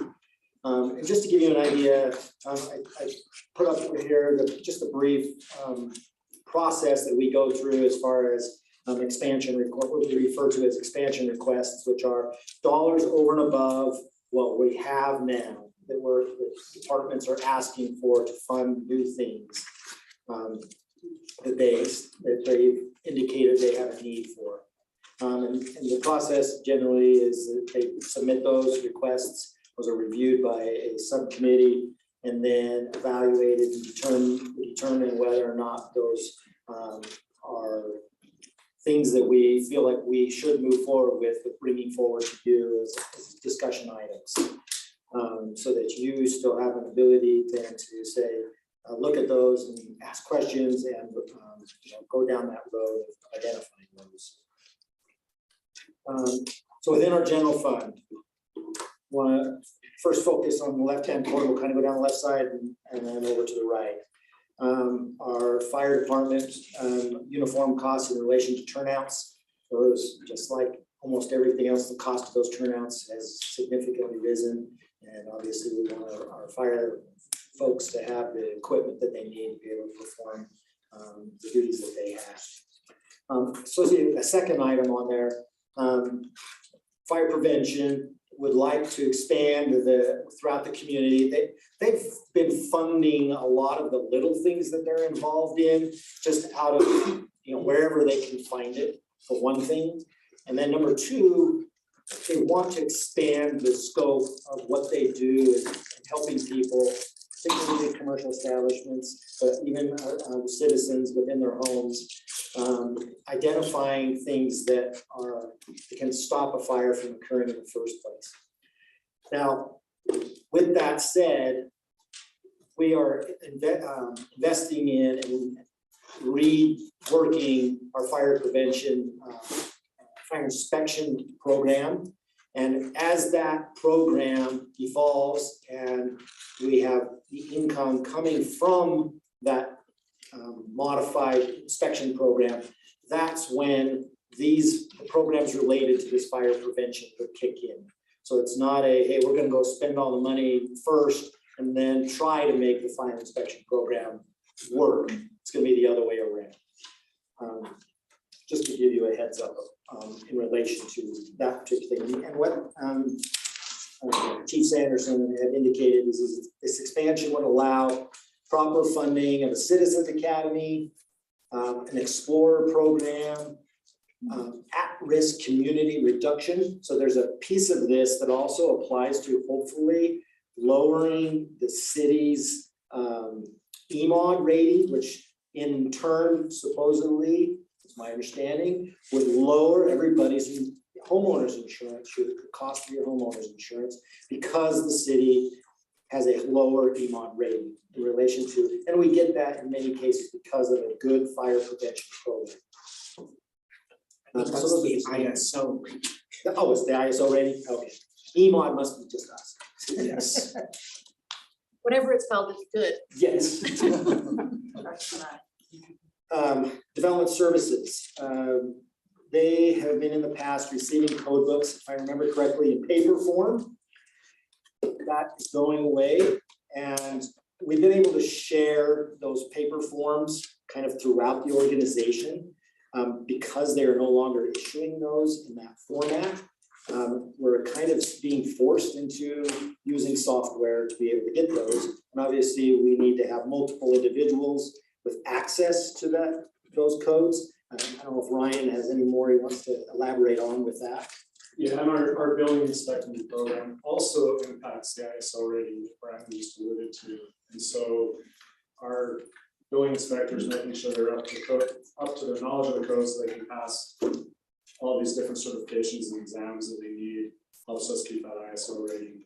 And so these code books are not only important for that, but for their day-to-day operations when they're out on the job and they run into a code issue with the contractor, they pull it right up on right and answer that question immediately. Thanks. And that's software driven? Yeah, it's all gone. It's basically subscription based. So is it every year then? Yeah, and it's kind of a little market. There's one source you can go to, right? So you have to play by their rules or not at all, right? Within our public works area, all three of the items there are related to Hillcrest and Heritage Parks. Obviously, there's going to be additional maintenance required when those come online, related to having a technician and particularly a crew leader there, as well as equipment related to those individuals. You will notice there's not a vehicle there. My understanding is we have a vehicle already identified that we can use from our I'll call it surplus, that's not what they refer to it as, but from our fleet of vehicles that they can use in that regard. That won't be permanent in nature, of course, but we can at least start with that. Our police department, we receive what's called an ICAT grant, which has to do with, I remember, is that the children one? Yeah, internet crimes against children. Yeah. Well, we've received, so that grant has been significantly reduced. We have a lot of software items related to that work that we would like to continue doing despite not having as much in grant funding. So this, that top item there is related to that software maintenance item, and covering those programs related to the ICAT related work. The forensic nursing currently, there's a related to whether it's a DUI or a drug item when an officer pulls someone over, and we want to be able to administer a blood draw, if I remember correctly. And Mike, you mentioned, can you elaborate? Yeah, so it's basically situations where, and we have trained phlebotomists at the police department, but there are gonna be situations where, either our phlebotomist can't get a blood draw, or situations where, we need, someone's conscious and an ambulance, we need somebody that's, that's trained that can, come in, draw the blood. What's great about them, they also go and then they testify in court for you. So there's a lot of advantages to using the forensic nurses, and then, but yeah, and then those that are scared of needles can stay away. We had a long discussion about that. Is every officer okay with that? That's the reason I'm not an officer, because they asked me to do that. I'm afraid I say, no way, Jose. Is the nurse on call, or how do you get this person? Yeah, forensic nursing is that is its own company that we Okay. can contract with. And then that's, the money that we're slating for that's obviously just the ballpark figure that we're estimating that we would use. Could be a little bit less, could be a little bit more that we would need to move some money around. But yeah, based off of our years past, that's kind of what we're thinking that what we'll need in the expansion. So is it that's just what you expect the cost per service to be, cost per call? Or do you Yeah, so have it that would be negotiated? total. So Okay. yeah, for like a one-time, I believe it's like $400. So I guess I mean, so 11,000 is that 1 year we have 10 calls, another year we have 20. Do we take per call or do we have 11,000 contracted rate? No, that's not a contract rate. We pay per call. Okay. Drawing blood is really a problem. I know some people, you can't get it there. I mean, I guess we really, everyone thinks you can, but there's times in the hospital. Yeah, so that's why it's, when we do have trained phlebotomists as officers. And we're gonna use those when we can. But obviously there's gonna be situations where we need a forensic nurse or we just don't have a certified phlebotomist on that shift. The also expansion of the drone program, which is a kind of a safety concern for our police, sort of being able to, in certain situations, being able to send a drone into a situation where, normally we might have to send an officer into a dangerous situation. So we can develop some drone capabilities for them. And the license plate reader program, I was just talking to Mike about this, so I'm gonna have to have him explain, this is a pilot program. So we would be the first one in Utah to implement this through flock safety. But other states and other agencies are having huge success with this program. Basically what it is a company that we would work through, they would come and install strategically throughout the city these cameras.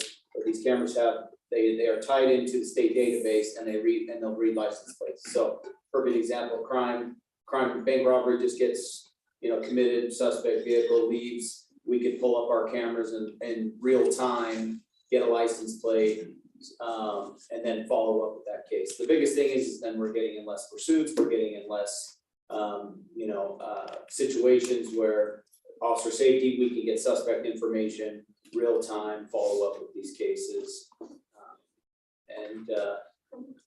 I really believe that I didn't do the background on this or the research, but all the data suggests that our citizens are going to hugely benefit from this technology. Is this wireless or is it hardwired? It's wireless. Where do they put them? So they did a couple demo ones for us. A lot of them go on like street lights or poles, strategic power poles throughout the. Do we have the infrastructure to power it now? That's a great question. I believe they have a 30-day battery, the ones that are battery are hardwired in. And then part of this bid is they come out and they charge them for us. They do all the maintenance and everything on them. We're not responsible for, oh, we got a camera down, we gotta go fix it. It's all part of that contract. Are they more for like emergencies like you're just describing, or are they also just for like finding cars that have expired license? No, we're not gonna use it for that. These are gonna be for your, we're not gonna, the plan is not to use this for anything traffic related. It's gonna be for serious crimes against people. It's just to give you more information whenever that happens. Yep, just Live cameras. Yep, live cameras, but also with the license plates where we can, track these suspects down quicker. And actually maybe even have a suspect where otherwise we wouldn't. Did you say there aren't any other municipalities in Utah that have this now? We would be, this is pretty new technology. I believe Salt Lake City is a little bit behind us. They might be implementing it this year as well, but we would be the first in Utah. Do you have a sample city that you've heard from? Again, I didn't do the legwork on it, and makeup, but I believe Captain Mallinson did. I can get the information and report back to you on what he found, but I know there's several success stories throughout the nation where they've solved rape cases, homicides, using this system. So the city of Mesa, Arizona is one who recently implemented one of these programs.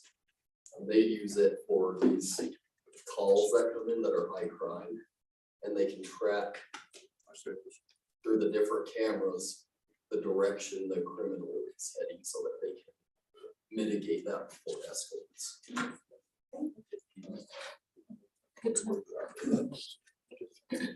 In our other category, we have desire to bring this LinkedIn Learning program. Currently, there's a leadership program that we have with books, but we want to expand that to offering it to the public as well. And these are high-level training courses through our library system that not only would the public be able to use, but city staff would be able to use those as well to be able to advance various types of training. And so it's an online tutorial type setup.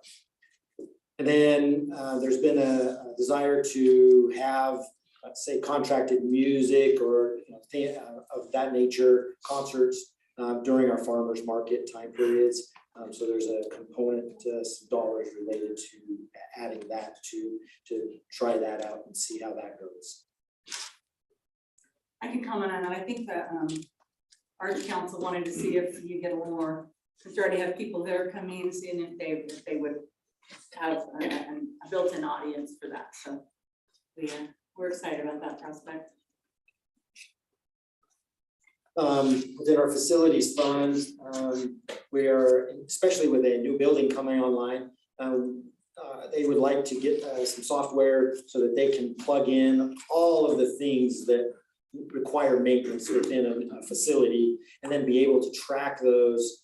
As you saw with our fleet and all the tracking that Thane does with all of our vehicles, it would be somewhat similar to that, where we are tracking all of those components within a city so that we know, or within a structure, so we know when things are kind of getting towards their end of life or potentially are having problems, then all of that data from, hey, we had to do this repair at this time, and you can start to see that something maybe is starting to fail because of the amount of time being spent on, say, repairing or maintaining something.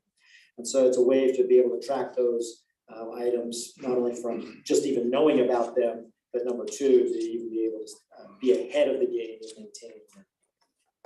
If I could add an example, Brandon, with the children's wing, the library, or the storytelling part, we had some roof leaks this year, and we've had so much turnover in facilities in past history, even including myself. I've only been in the department for 4.5 years. We didn't know that roof had been replaced about 8 years ago, and it was still under warranty. With this software, we input everything we do. A roof gets done, we put it in there. We have all of the maintenance, we have warranty information, we pull that up.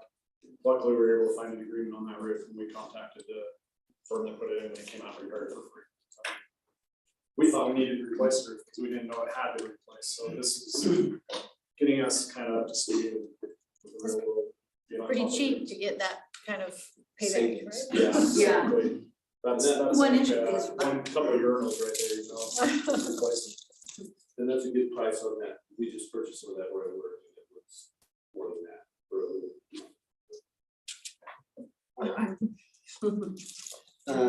Then the recreation fund, a lot of their equipment, we don't necessarily feel comfortable with staff fixing and that equipment.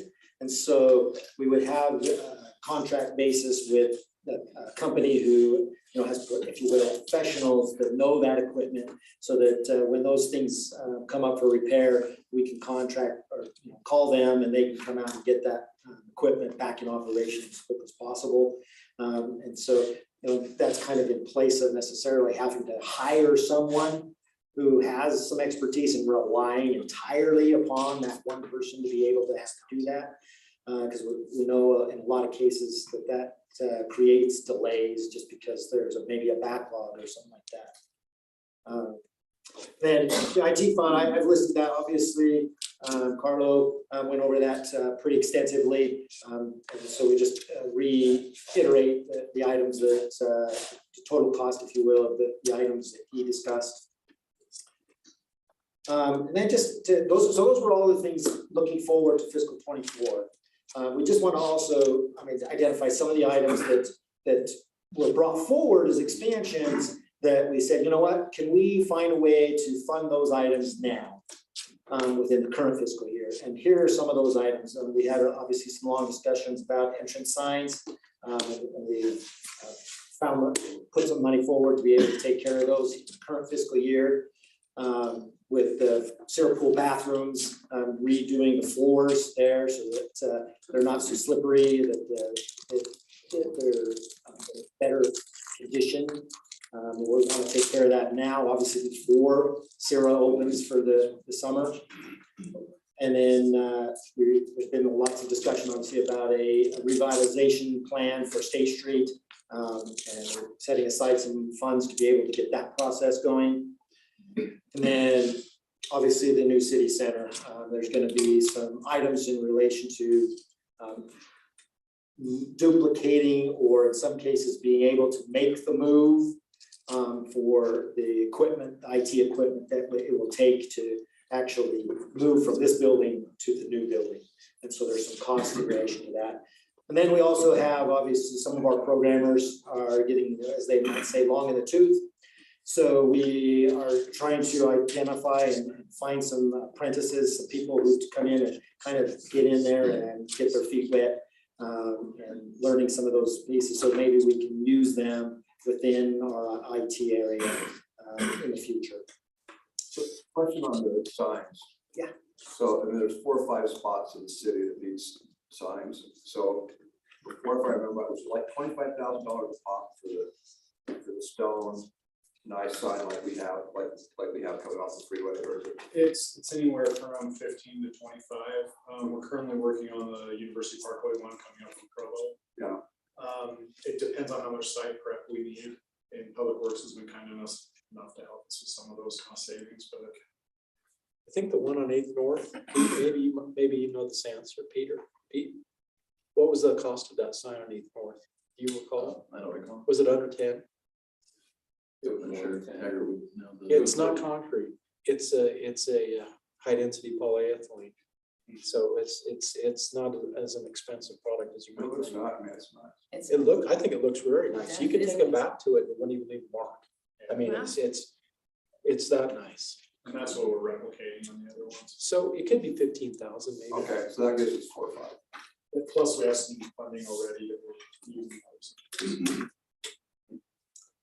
So that's basically all of the items that we're planning on bringing forward as part of the tentative budget for fiscal 24. Any questions about any of those items?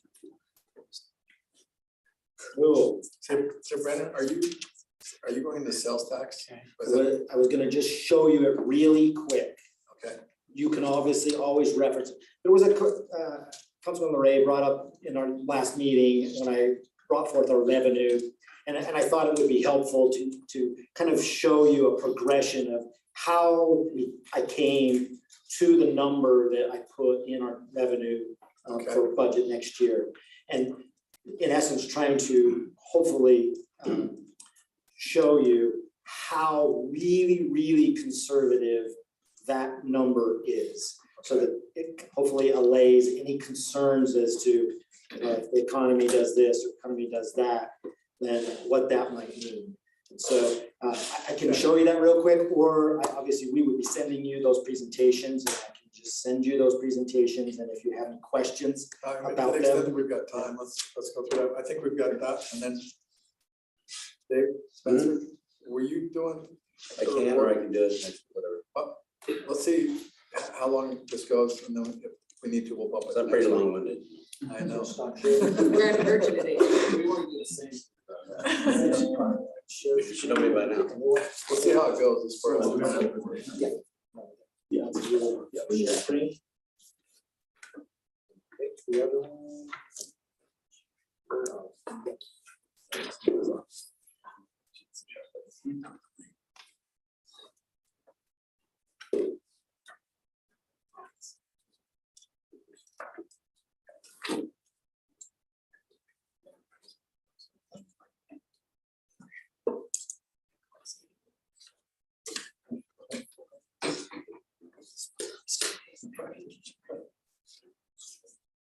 Okay.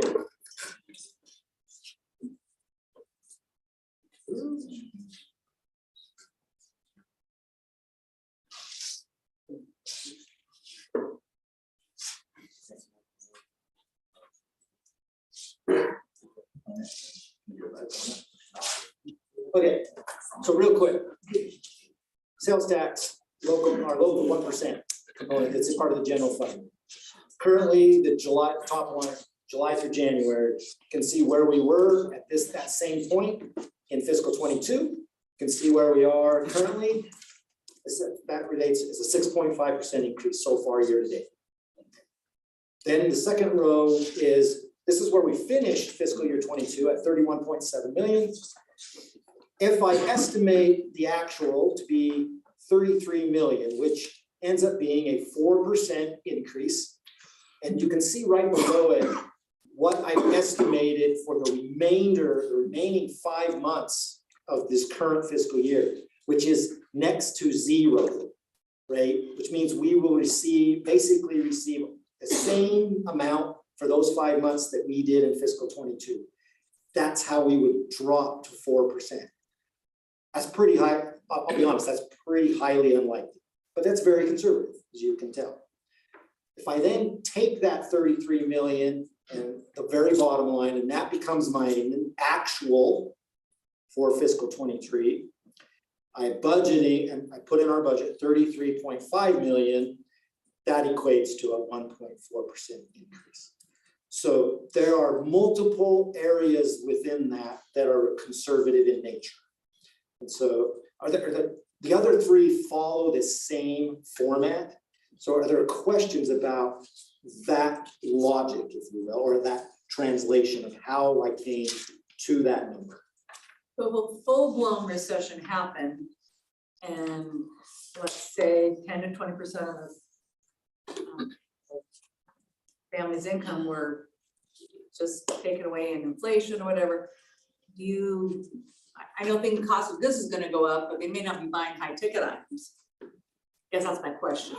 Obviously, if we were to go into a recessionary period, this does not foolproof us against a recession. Obviously, it's conservative, so there's room to move, but if it was as bad as the 2008 recession, it would still require us to make some adjustments. Okay. Right? If it's a break even, no, we don't do any better, we've accommodated for that, right? So hopefully when we talk about a recession, it's no worse than we just didn't do any better than the year before. I'll just kind of, care tax is the other one. You can see, again, we're at a 5.7% increase so far year to date. Anticipating, we're starting at a lower level, of course, so anticipating year end, if we finished 3.1% ahead, and where I would anticipate a budget at 3.3 million, which would be a 1.5% increase over that prior year estimate. And then the last sales tax related item is our transportation sales tax fund. Same concept. Here's where we're at year to date, 6.2% increase. If I were to drop that to a 4% increase, you can see that would equate to 2.97 million. Take the 2.97 million as our new base for our budget, 3,025,000, equates to a 1.6% increase. So again, all three following that same logic, all three super conservative in nature, which allows us that flexibility. Obviously, if we were to exceed that, those transfers that I come to you with every June, that's a lot of the time where those transfers are coming from is because we are so conservative and we had a good year, right? A better year than 1.6% or 1.4%, right? So that's the nature of how I get to that. And I just wanted to make sure I shared that with you in a more visual, linear format so you can follow that through how I got there. So in 08, did our sales tax go down? Significant. Well, 08, strange enough, fiscal year 09, which spanned, started because it was in August, September when that occurred, right? Yeah. So it was fiscal 09, it drastically went down. 010 was even worse as people really hunkered down. There's two things. We weren't growing as fast in 8, 9, and 10. So the population increase, not just in Orem, but in the area, because we're the central shopping area. So it's a population increase as well that can offset the perhaps per capita spending. Sure. So I don't know how much this ties to population increase, and maybe you haven't done that analysis. I don't do that. But a fair bit of it's because of population increase in the community.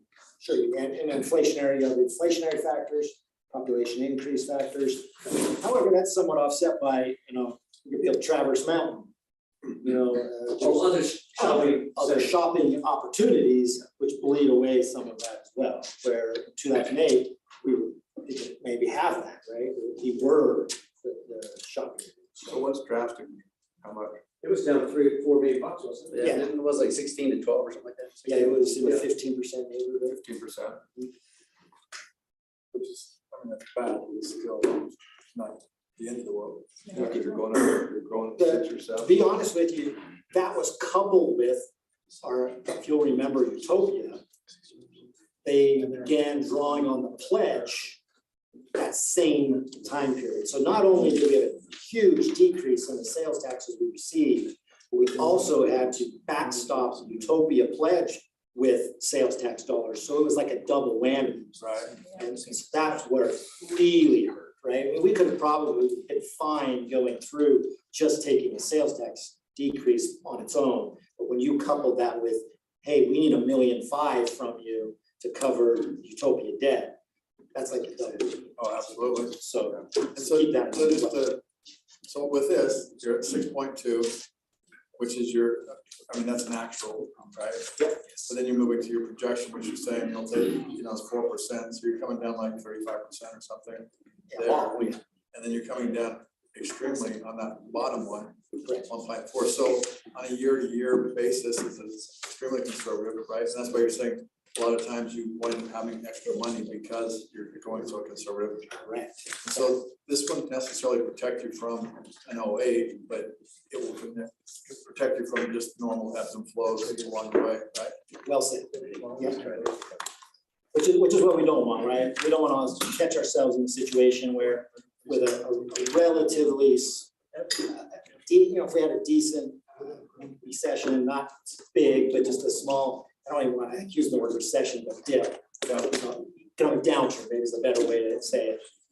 That wouldn't be an issue. That downturn wouldn't cause us any problems. That doesn't mean we still might not tighten our belts, right? But it allows us flexibility. Right. Right. Well, in 08, Brent and I were talking about this yesterday, but 08 wasn't your typical bear market. 08 was a financial collapse. And so that was one of the worst in forever, and so if you went down 15% to that and then you had a double hit of Utopia hitting you. It looks like we're in pretty good shape. And even when you do go through an 08 or a 2000, it's usually a 2 or 3 year event. And so you just got to get through that before you can turn the corner. Right. And to that point, we rely on those fund reserves that we always refer to.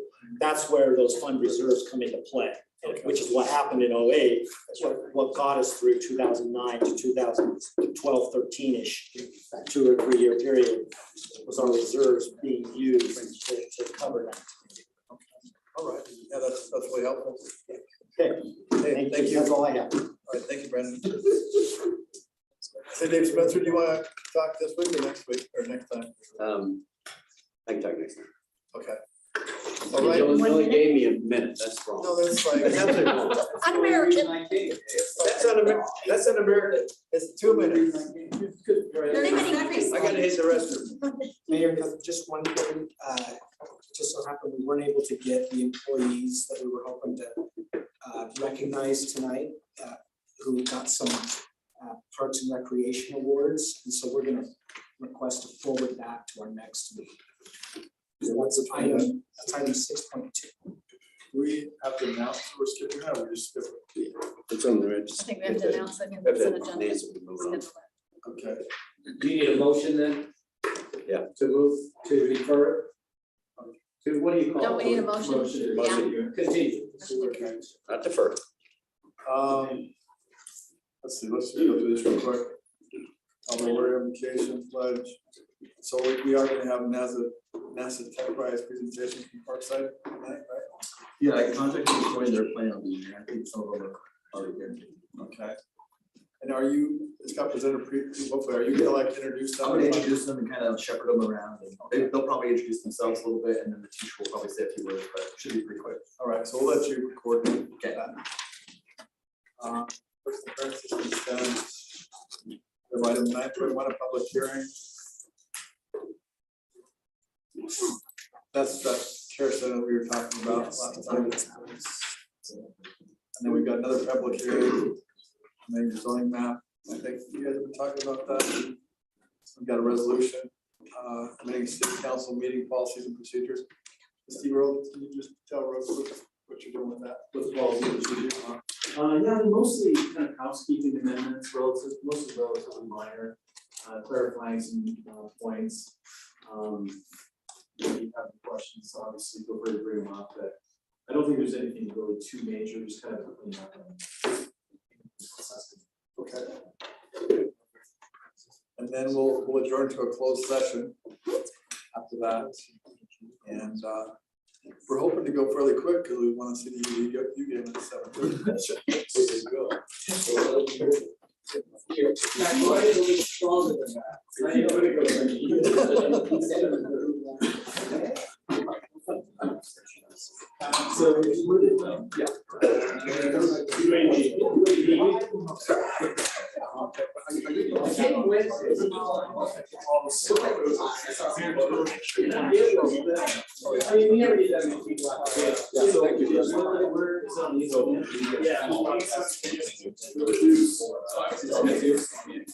And then the big party down at UU.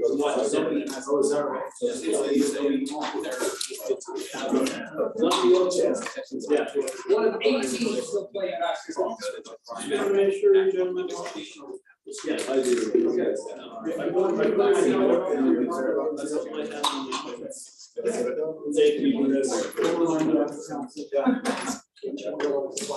Good job, sir.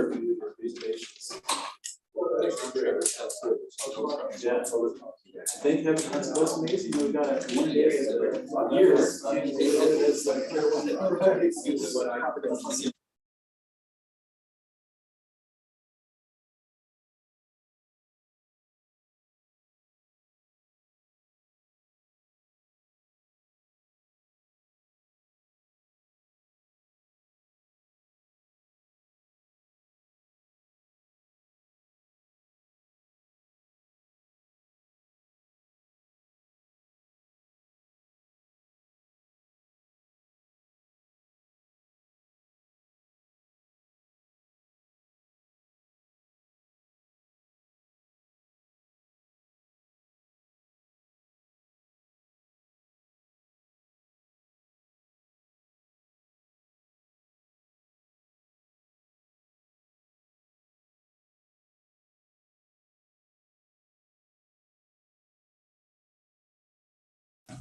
Test, test, test, test.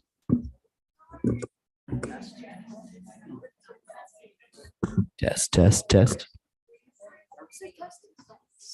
Test, test.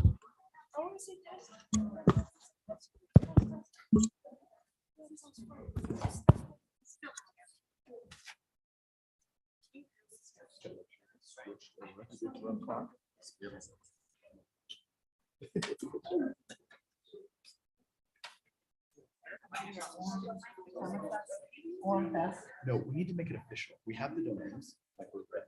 We just need you guys to like.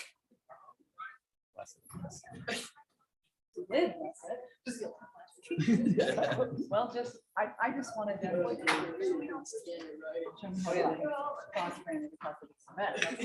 I'd be well blessed. But as far as the name goes, we're all good. We're all good with that. It's just finishing the order. And then I'm gonna throw some colors. They'll get to it. We'll get to it.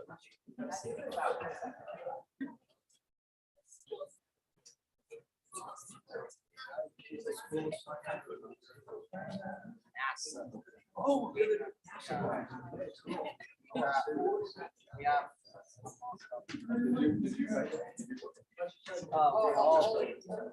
And then I make a copy of everything inside. And I. Wow, are you guys playing this? No, that's right. Yes. Don't just stand there. Tell me what it is, okay? I'm mostly gonna.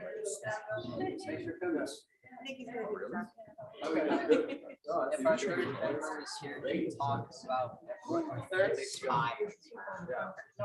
Hey, remember, I'll check. Yes.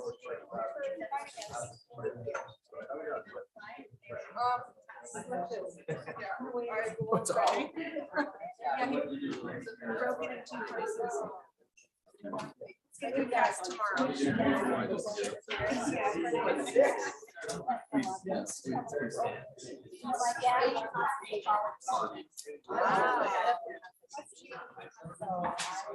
Out of Houston. Out of Houston.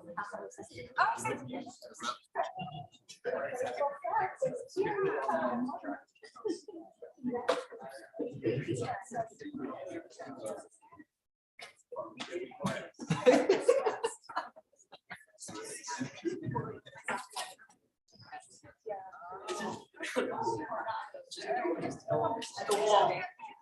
The wall. The next one.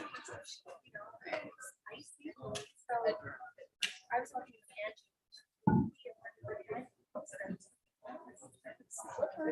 Right after that.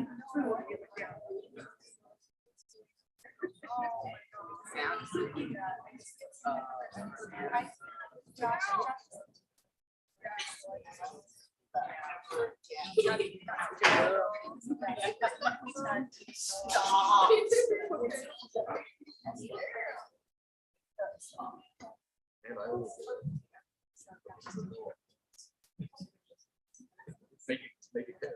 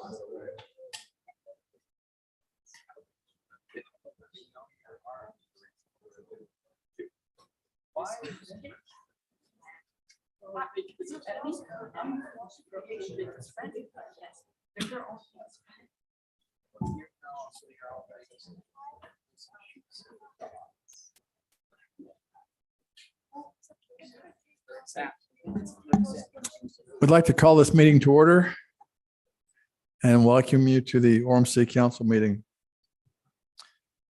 We'll start out with an invocation by Tess Jones and then a pledge of allegiance by Carson Hardy. Tess, if you'd like to come up.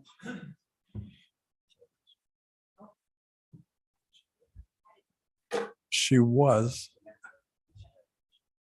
Okay. Okay. Okay.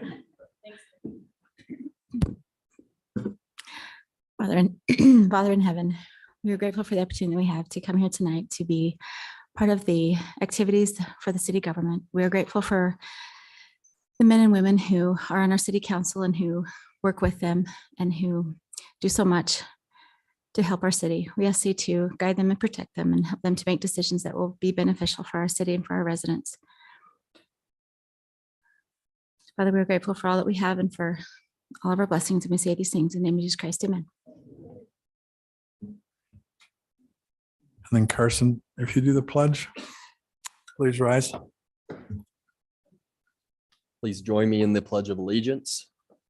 I pledge allegiance to the flag of the United States of America and to the republic for which it stands, one nation, under God, indivisible, with liberty and justice for all.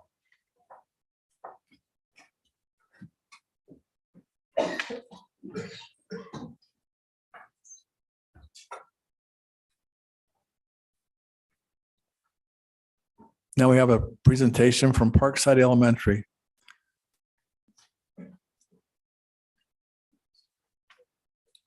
Hello, Mayor and Council. We get thousands of emails here at the city, but when you get one from NASA, you pay a little bit closer attention. So a few months ago, we received an email from NASA saying that of all the schools in Utah, there was only one school right here in Orem, Parkside Elementary, that won the National NASA Tech Rise Student Challenge. And this is something that NASA has put together to promote engineering STEM related careers and hopefully get some interest in that field. So they this group here, under the leadership of their teacher, Rachel Grindstaff, they were one of 60 in the whole nation that won this challenge. And we've invited them here to honor them and recognize their achievement and tell you a little bit about what they've done and then hopefully get a picture with you. And we also have some little Orem astronauts to present them with as well. So you guys want to come up and talk about your project?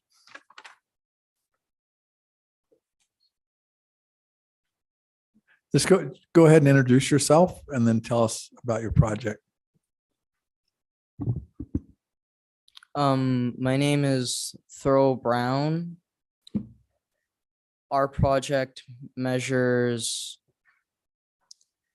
how pollution in the air affects solar panels, and we'll be having a solar panel attached to a box. If Tanner, you want to show that.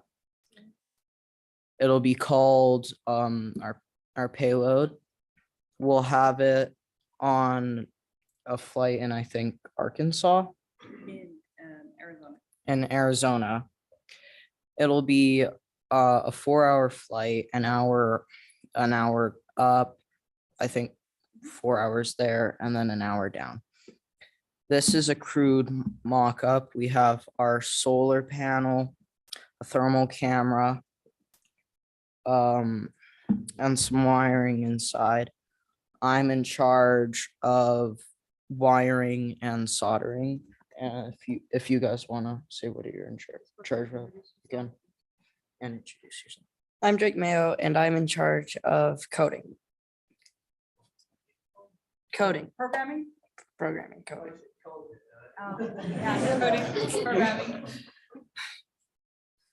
I am Tanner Hawks and I've been in charge of drawing our model and like basically designing it and deciding where all the things will go inside of it.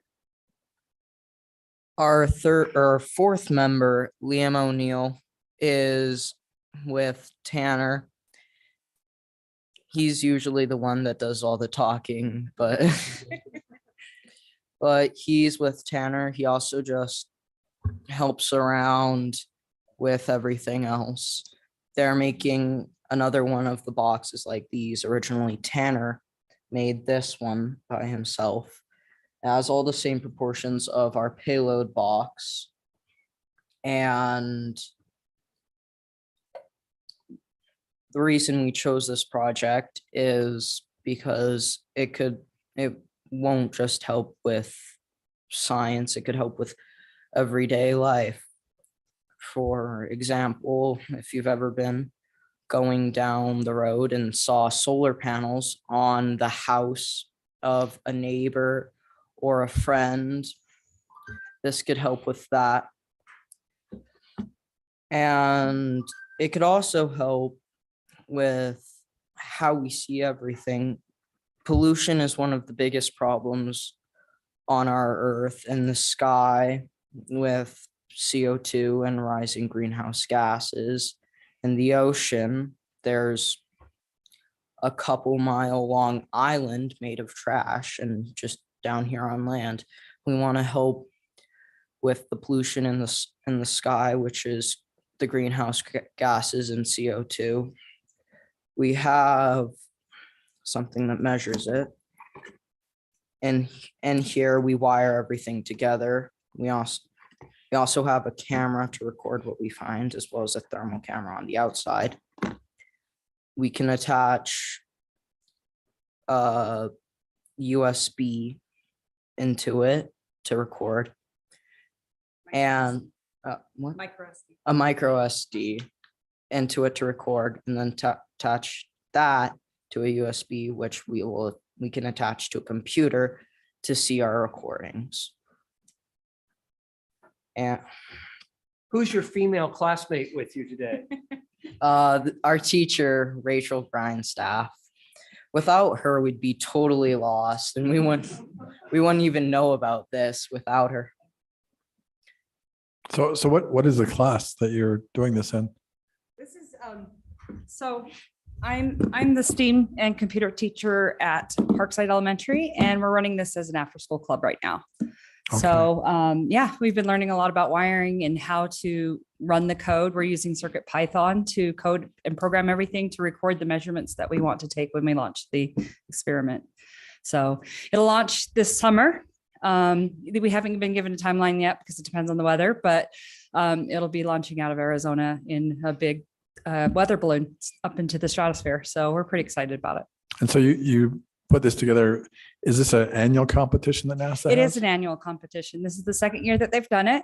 First time I had heard about it, and I had posted it in our sixth grade Google Classroom online and said, hey, if any sixth graders are interested in doing this project, we could meet together and discuss some ideas that you have and put it together into a proposal. And so that's what we did. And so then 60 groups submitted to NASA, and then you guys got chosen? It was, they told us hundreds. We don't know the exact number, but wow. out of the hundreds of groups that were submitted, ours is one of 60 that will be launched this summer. Yes. Okay. Yeah. What? And one, yes, they want to point out, we are one of 2 sixth grade groups. Sixth grade is the lowest they will go with any project like this. So okay, it has been quite intense. I will say that much. And do you have a theory what your project will show, or are you just setting up and going to see what it says? Definitely, we know that the pollution will affect our solar panel collection, or the quality that we can collect, or the quality of the light that we can collect the power. We want to see what the correlation is between the two. So until we get the data back, we won't really be able to analyze that. But yeah. Cool. Any questions from the council? I would just say keep it up, and I hope to be, if you want to be an astronaut or a scientist, do it. Yeah, cool. they have great ideas. And so without them, this wouldn't have happened at all. So Well, congratulations for getting selected, and we're excited to see how you do. Thank you. And can I just say hats off to the teachers there at Parkside. That's a lot of extra work to bring this opportunity to these kids. So thank you for doing that. We know there's good things going on there at that school. So thanks so much. How do you want us, Peter? Just where we're at? Yeah, you guys will stand up. And Okay. we'll have them head down.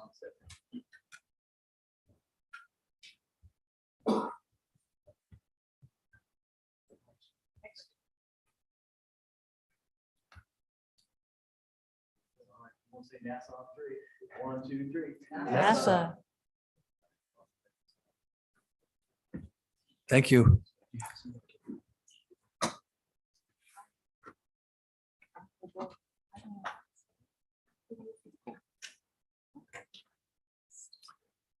Okay, next on the agenda, we've got an item 6.2 that we're going to continue. Would somebody like to make a motion to continue that?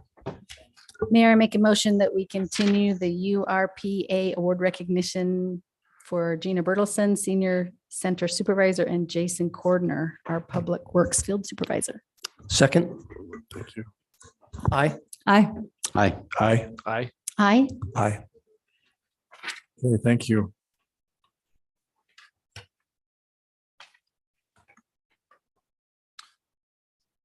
All right, next on the agenda, we've got personal appearances.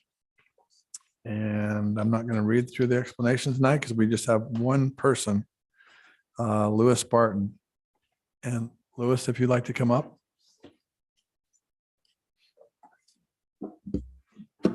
And Lewis, I'm not sure if you've been here before or not, but essentially you have 3 minutes to Get your I message heard. to us. Thank you. So our housing market is in a crisis. The low number of new homes built over the last 14 years, which is less than the 50-year average, has led to extremely low inventory, coupled with high buyer demand, high cost of labor and materials, high interest rates, and high inflation has created a serious and very real housing crisis. The Fair Housing Finance Agency recently reported that over the last 32 years, the average home in the US is 298% higher than it was 32 years ago. However, Utah topped the nation in appreciation for the last 32 years at 598%. Utah's appreciation was nearly double the rest of the US. Last month, February 2023, Utah's median single-family home sales price was $524,500. The cost of homes has risen so dramatically these last few years that young adults are unable to purchase a home or find nice homes to rent in our community. To combat the lack of affordable housing, Utah House Bill 82 prohibits cities from enforcing rules against accessory apartments in residential neighborhoods. And I agree with this change because it makes it possible for families who can't afford a mortgage on their own to rent out a portion of their home like an accessory apartment. I don't believe that it is effective or smart to have a blanket rule that affects all properties within the city without first considering the details of the home, like the neighborhood, the lot size, the size of the home, bedrooms, bathrooms, and sufficient off-street parking. Some homes and neighborhoods simply cannot accommodate two families in one home. On the flip side, contingent on an individual site inspection, it is smart to allow homes that meet the requirements and have the ability of an apartment to provide additional desperately needed housing. I believe the rule of no more than 3 singles in a home is outdated and is perpetuating the housing crisis. The rule should be amended. If there are standards in place to make certain the home is safe, sufficient in size, and has adequate off-street parking, owners should be able to rent their homes to more than 3 individuals, regardless of their familial status. This is one way that Orem City can create solutions for our housing crisis. On this topic, I'd like to request a meeting with the City Council to further discuss solutions to this very real housing crisis. So that's what I'm hoping to do, is just to set up a time where we can talk further and I can understand your feelings about this topic and answer questions and give you data that support. In fact, I sent an email to each of you with data for review. Okay, thank you. If you'd like to follow that through with one of our, Yeah. it would be development services. Yeah, Jason, would you mind getting contact information? Thank you. Bryn, we have his contact information. Thanks. Yeah, these would be the gentlemen from development services. And so that's who you would meet with and talk with to further discuss.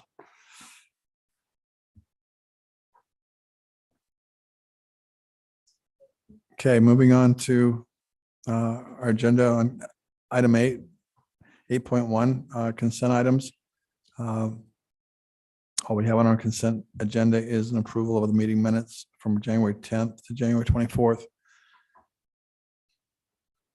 Someone like to? Yeah, I approve the meeting minutes of January 10th, 2023 and January 24th, 2023. Second. Okay. Terry? Aye. Aye. Aye. Aye. Aye. Aye. Aye. The consent items are approved, or item. Okay, moving on to item 9.1. We have a public hearing amending Appendix A of the Orem City Code by enacting standard land use code 6266, pediatric palliative care facility, and enacting 22-6-9N, pediatric palliative care facility in chapter 22 of the Orem City Code. Jason, would you like to tell us about that? Mayor, members of the council. So we've start my presentation.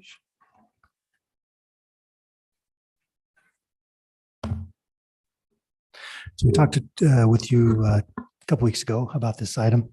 This is a request from the applicant, Rebecca Oakley, to go in an existing facility. We're not seeing anything. Do you have this up, Pete? There we go.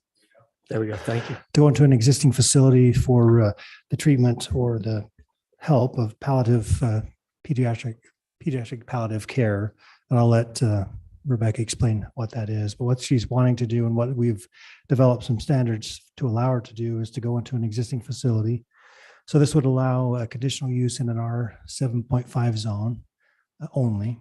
And the facility would have to be an existing facility that has already been previously approved for some type of, let me get to the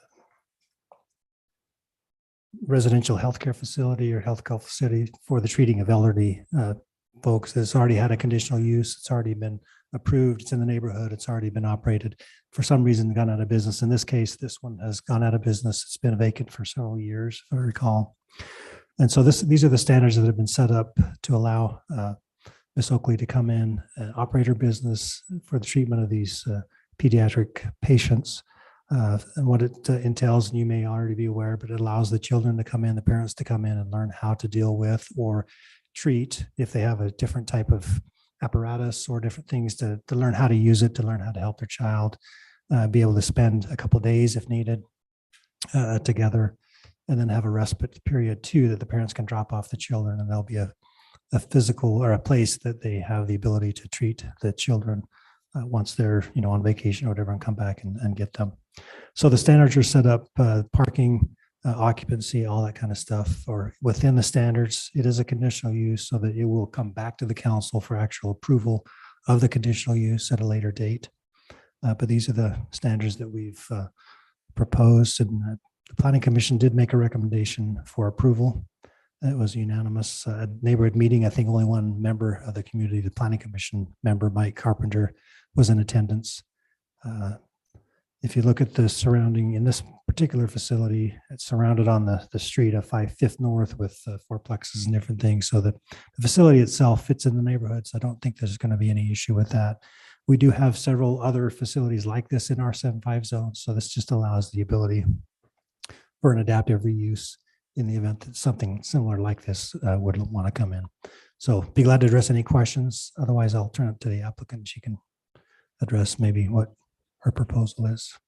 Debbie? And this is probably for, is it Rebecca? How many of these pediatric clients can you handle at one point? Is there like a set amount or a maximum? Sure. So I'm Becky Oakley. I have founded and am executive director of Braid's Place, and we are a home and community-based pediatric palliative care organization.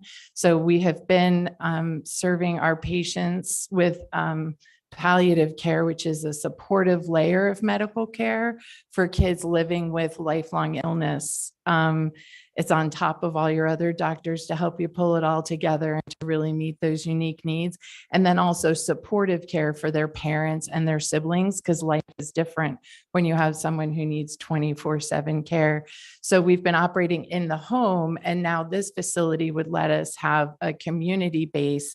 There's 16 patient rooms. It was previously zoned for 28 beds. And the way that staff wrote the zoning language, it would stay with that original zoning.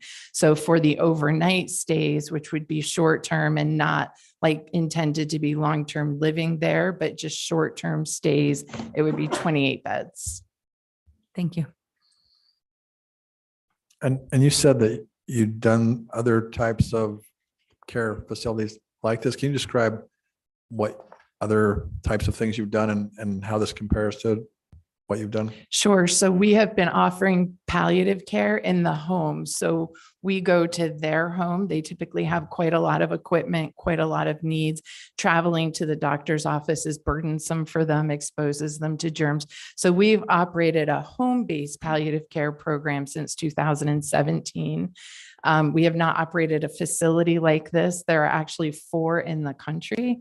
And so it's going to be quite the unique opportunity for Orem to have one. There's not another in the state. There are some that are similar, but it'll be a nice balance of multi-use. So we'll continue our home-based services, but this will allow us to expand into community overnight services.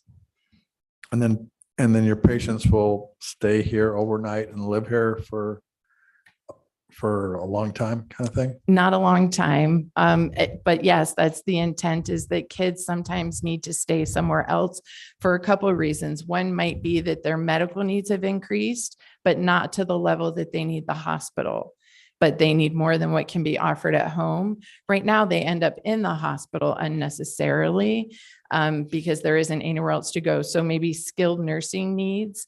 Another need is end of life care. 80% of parents who have a child who is eminently going to pass away, they would not like them to pass away in the hospital. Right now in Utah, we don't have a choice. And so we'd love to do some end of life suites. And then also for some caregiving breaks, for some reprieve from caregiving, they could come and stay for what we call respite, where we take care of them and let the parents have a break from that. So those would be the three major uses, would be when their care increases, end of life care, and then also just respite, which would probably be the majority, would be the respite. Okay, that makes sense. Yeah. So how do the families pay for it? Is it subsidized, or is it insurance, or what? How does that work? Such a good question. We are nonprofit by intention. So philanthropy is a big part of what we do. Palliative care is not well funded by insurances. So we really try hard not to increase the financial burden on families. So if it's skilled nursing, that's covered by insurance. If it's respite, sometimes that's covered by some contracts that we have through Health and Human Services for the disability services, cover some respite. Some it's fundraising, philanthropy. So would this be something that CDBG funds could be used? We do have Do you? actually some big interest in community and Block development grants. Yeah, that's a great idea. There's one of these facilities in Indiana, and they are funded solely by that. Yeah, that's a great thought. It would have to serve the low and moderate income Mhm. families though, so they would have to have at least 51% that would fit into that category. So it probably would. I'm assuming some of these families would definitely fit into that. Yeah, absolutely. Yeah. So 51% of them would have to be low and moderate income. Which that kind of leads to my question. How do you receive your referrals? Family to family to family. We have yet to do marketing specifically to tell about us. We started with some community events. We're located here in Orem as a business. And so we started with an event during fall break, and we had 35 individuals come in 2017. Last year, in the midst of COVID, we had over 200 people come, and it's just really word of mouth. Families get support and help and share with other families. And then may I ask, so why is this location good for you? This location is good for us. It's a little bit older than I would like, frankly speaking. It's been empty, I think, since 2019, best as we can tell. So it needs some decent repair work. It's a sizable facility. It allows us to be a home base for all of our operations, for both our home services, some outpatient therapies that aren't really available in the community yet. That's really beneficial to this group. And then the 16 patient rooms. The facility is, as you can tell from the map, there's that back rectangular building that's almost designed to be an outpatient a therapy building. It's got some big physical therapy rooms, that sort of thing. But there's also 4 private patient rooms in that back building that would be really nice. It's a little bit quieter for the end of life suites where we can let the families have a little more space. And then that main circular square, that main square building has the other 12 patient rooms. It's got several large gathering rooms. It's a great size for us. We were able to receive a grant from the Utah County Commissioners for this project. And because it's been vacant and we got it for a good price, and we believe that if we really maximize opportunities with contractors and whatnot that we'll be able to fully renovate and equip it within our grant. And so that's also just a fantastic thing to be able to start off debt-free and really have less financial burden so that we can operate as is needed as opposed to what's easily funded. Yeah. Well, it looks like a really good project. So Mayor, could I just point out one other Jason. thing? Let me just. Sorry. So we did add, it's not in your packet, but we have just a reference in the SLU code. We've added this section, C section 226.9N, just a reference. If somebody's looking at the SLU code, they'll know exactly where the ordinance is to outline this. So we added that section that's not in your packet. I just want to make everybody aware that that was included.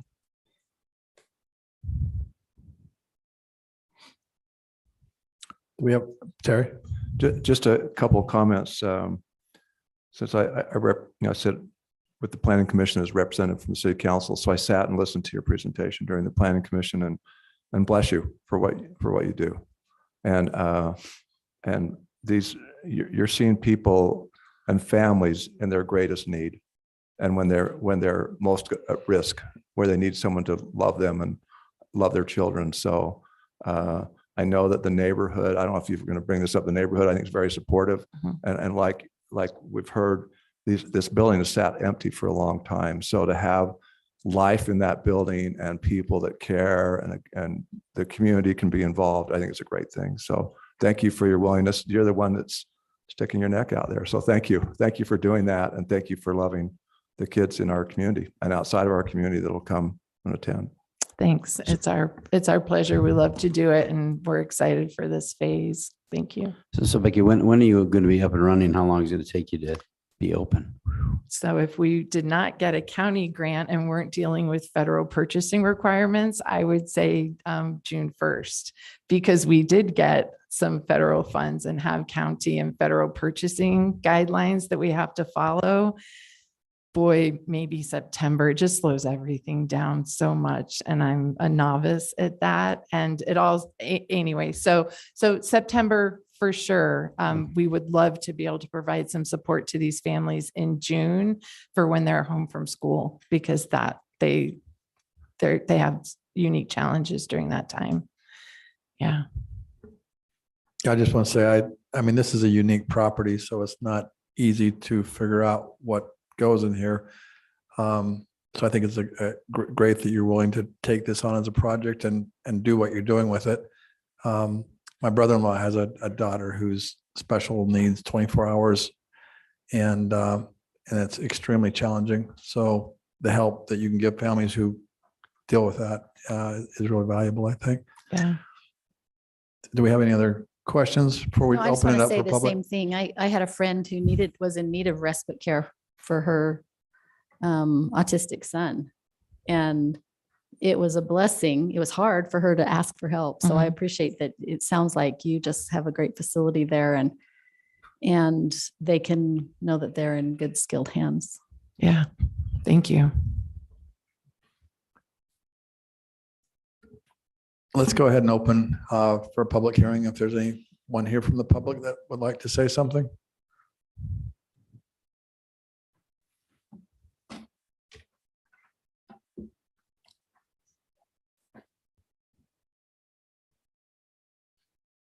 I'm glad I stuck around a little longer. We live in that neighborhood.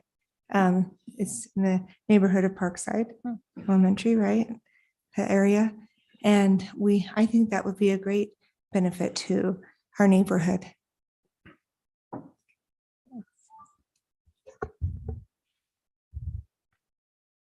Thank you. Do we have any other comments? Okay, well, thank you. So we don't do anything tonight. essentially, right? No, No, we are Make a passing motion. the ordinance, the conditional use requirements, and then they'll come back again for actual conditional use. Okay, But we are adopting the section 2269N that creates the ability for them to do it as a conditional use. okay. And then come back one more time after that. And then finalize actually, it. you would then actually approve the conditional use. Okay, But in the meantime, she could use the money to start redoing the building, right? So that when the time comes, okay. she can get Perfect. approved. I'd be Somebody- happy to make that motion, Mayor.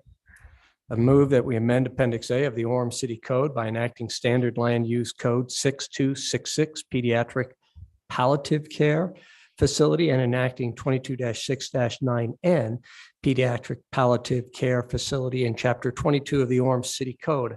I don't really know what I said, but I want what you're having to go forward, okay? Awesome. I'll second that. Okay. Aye. Aye.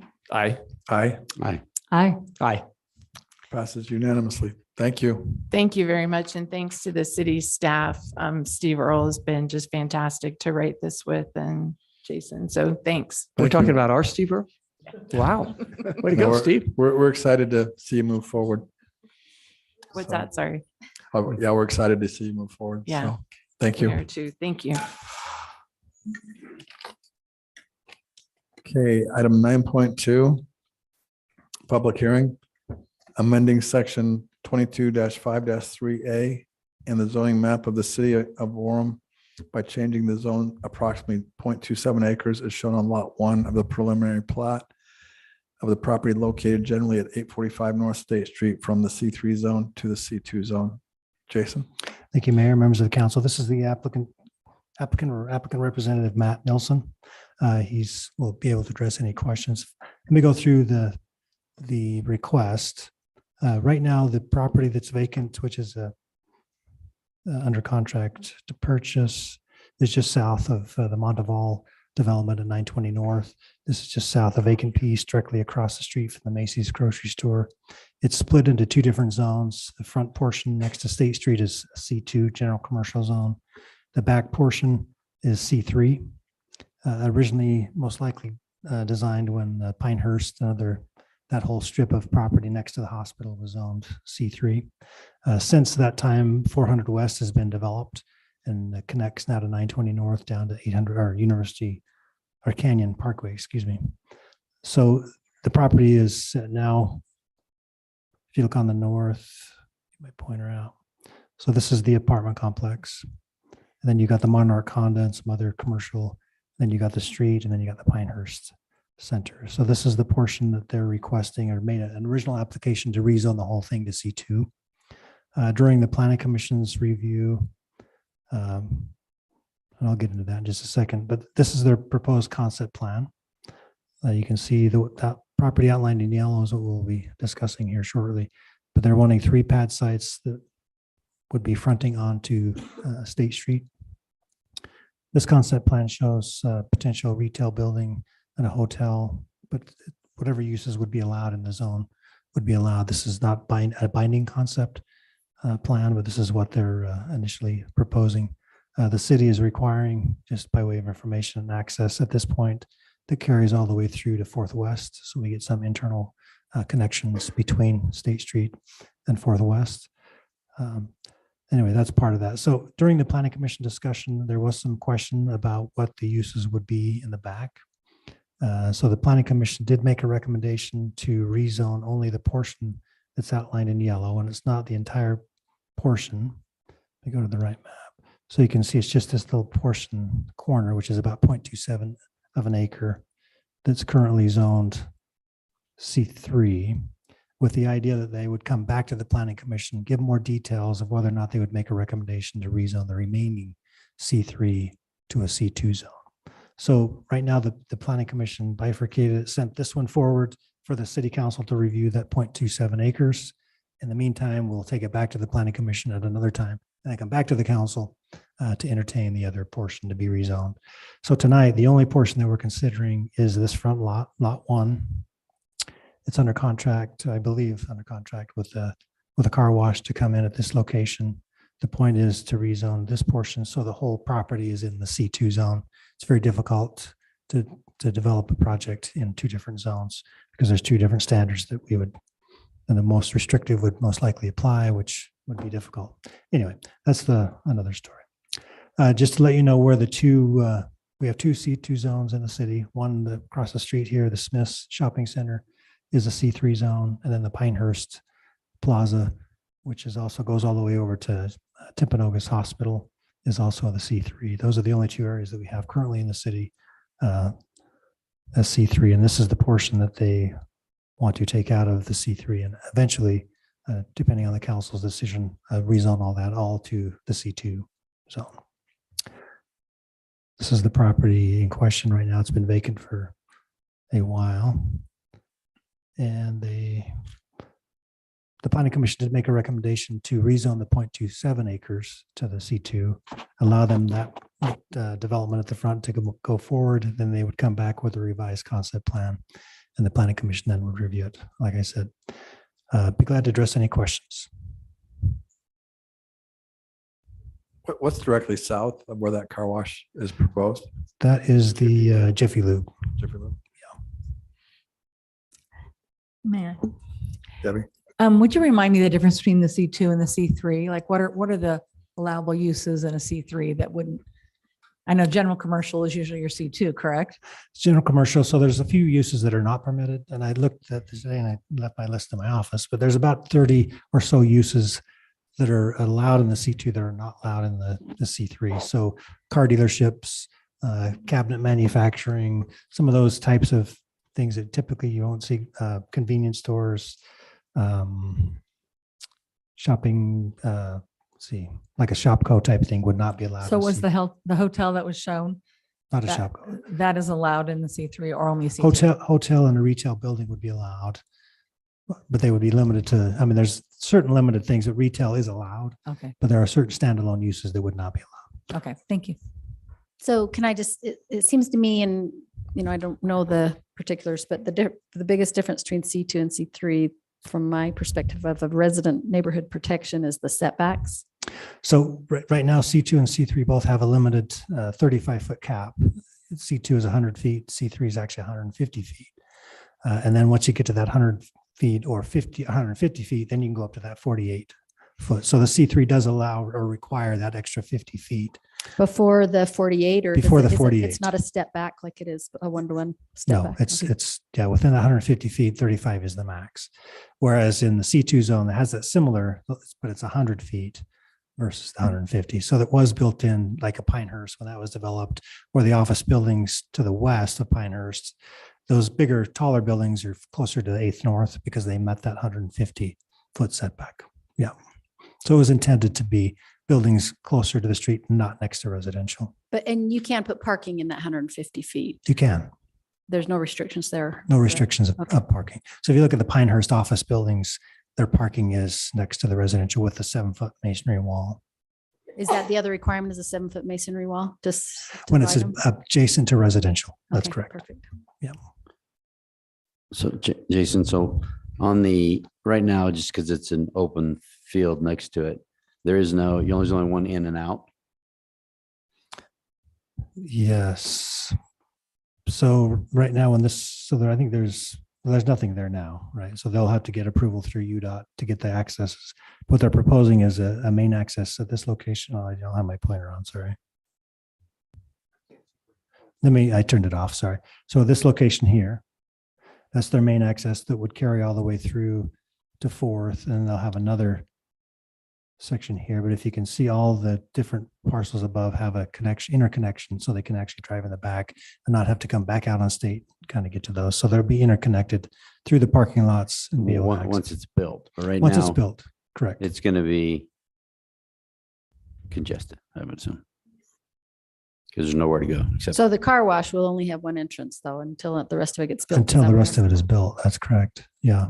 And you can see the stacking, just the way that it's outlined. The stacking starts back here and comes this way and then goes all the way around through the car wash this way. So it's not going to be backing out onto State. It's actually going to stack. If it does get a disastrous storm and everybody wants to wash their cars, it'll stack here all the way around, double stack, and then go through the car wash that way. So once this other is built, and my understanding is developer, and Matt can address that, but they are going to develop these two parcels, and then another entity will probably come in and develop the back portion. But as far as my understanding, all the improvements along here, all these improvements will be built by Evergreen. And that other entrance is already C2, correct? So this portion is, so I don't know if you can see this line right here, this black line. So this portion here is C2. This portion is C3. Yeah. So if we go to the plat, that kind of shows you where, so this portion here is what they want to rezone. If the two restaurant pads here looks like it's bifurcated by, is there a reason we wouldn't want to just do that whole front area as C2? And that's what the planning commission, I think, is still reviewing. We didn't have a concept plan that they were comfortable with at this point, so they want to go back. But it would make sense to do that. We'll probably come back and do. Okay, it just, that seems like a reasonable thing to do this front half part. So Debbie, part of the discussion during the planning commission is the only, and you can correct me if I'm wrong, but the only contract, the only piece of property under contract is the car wash. I think everything else is in negotiations. We have a contract. So my name is Matt Nielsen with Evergreen Development. I run our Utah office. So yes, we have an agreement with the car wash operator. We have an agreement with the next door neighbor right there, which will be a coffee shop. And then we're in negotiations for that restaurant pad right there. So what you see along the frontage is what it will be. I mean, it's still a conceptual plan, so there'll be minor tweaks, but what you see along the frontage is what the intent will be for the development. We had a little bit of uncertainty on that back portion, which is why Planning Commission didn't want to rezone everything at once. But what you see right here will be very close to what it will be in the front portion. And we're really excited about this development, and we think it'll be a great use.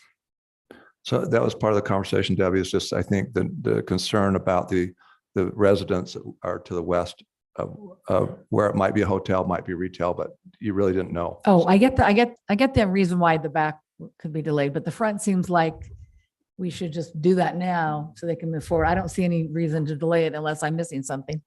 Well, yeah, we didn't advertise that portion. Oh, okay, okay, okay. That's a good reason. Well, I'm just saying, it looks like the line bifurcates it. Part of it C2, you've got that last back. Yeah, so this is the line. So they would, ultimately, if the council decides, then the front portion would be rezoned. And that to wouldn't be C2. too difficult to bring back to us, I'm assuming. No. Okay. So everything in front of the dotted, it's the triangle, right? That we're. Let me go to Yeah. this one here. So this shows where that, so the piece is about right here. I think it's going to be extended a little bit further this way. So this portion is what they ultimately want to rezone, but ultimately they want the whole thing to be zoned C2. Yeah. Ultimately, with the uses that we're working with, a C2 will be the zone that works for those uses, given setbacks and different requirements.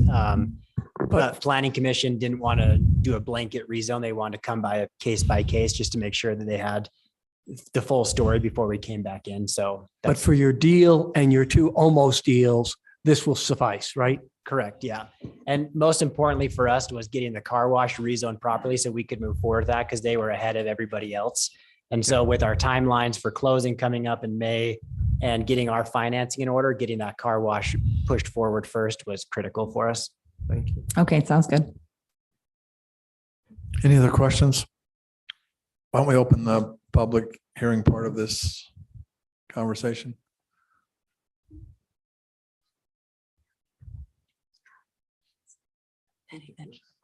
This now.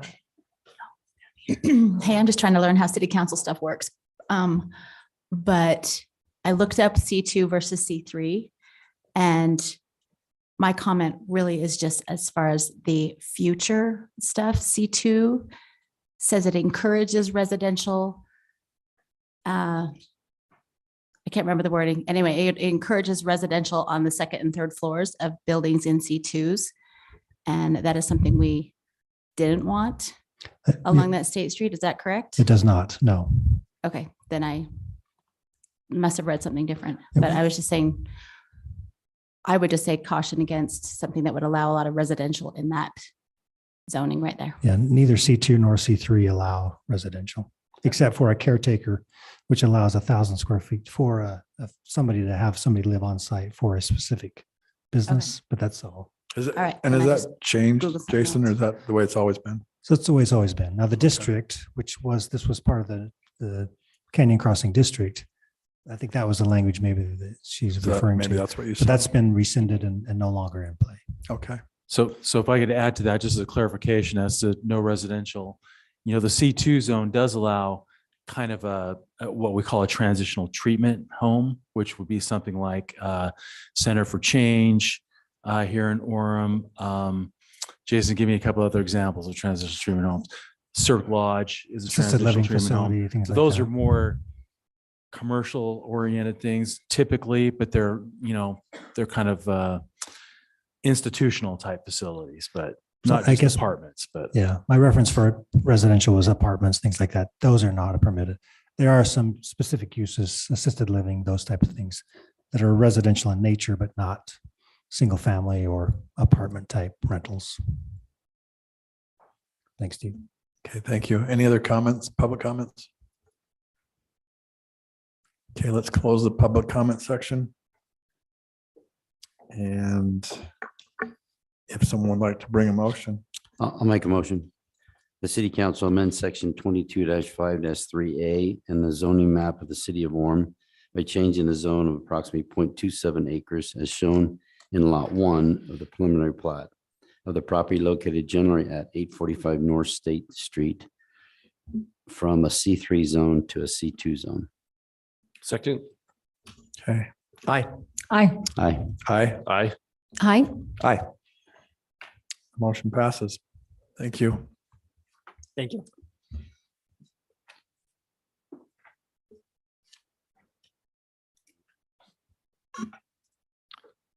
Okay, next, item 9.3. We have a resolution amending the city council meeting policies and procedures. And Steve Earl's going to walk us through that. Okay, Mayor and City Council, we're bringing before you a few modifications to our City Council meeting policies and procedures. These are basically rules that govern the conduct of your meetings. We typically look at these once in a while to see if any amendments are needed. And Jesse Riddle has been working on this along with myself. We've come up with some modifications that we're recommending to you tonight. Most of them are technical type changes, cleanup type things, making language consistent with state law in certain areas where state laws change, but our policies haven't. Just an example of that, we've traditionally called this policies and procedures. State laws kind of changed that to call it rules of order. So that's one of the things we're now calling this rules of order instead of policies and procedures. Some of the changes also are things that the city council has kind of done as a matter of practice, but we've never really had them set down in writing anywhere before. We're proposing to basically put those in writing at this time. Just to give you a few examples of those, we're basically saying if 4 members request a cancellation of a meeting because they can't be there for whatever reason, then that's a reason to cancel the meeting. Kind of common sense, but it's just not in writing anywhere right now. Another example would be if we have something on the consent agenda and one council member says, hey, I'd like to pull this off the consent, move it on the regular agenda so we can discuss it, then one council member is enough to do that. Something, again, we've done in practice, but it just hasn't actually been in the policies. One other thing that we're also including in that, which is something a little bit new, is that it's encouraging the city manager to provide a 3-month tentative calendar for the city council. So you can kind of get an idea of what staff is planning to bring before you over the next 3-month period. So we're putting that in here, and that'll be kind of a guide that should be updated at least once a month. Obviously, that's not going to necessarily be set in stone because things change, but hopefully it will help give the council a little bit better roadmap of what we anticipate is going to be coming before you in the upcoming months.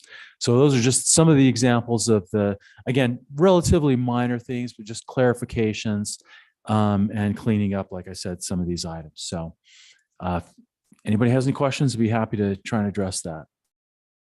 Any questions?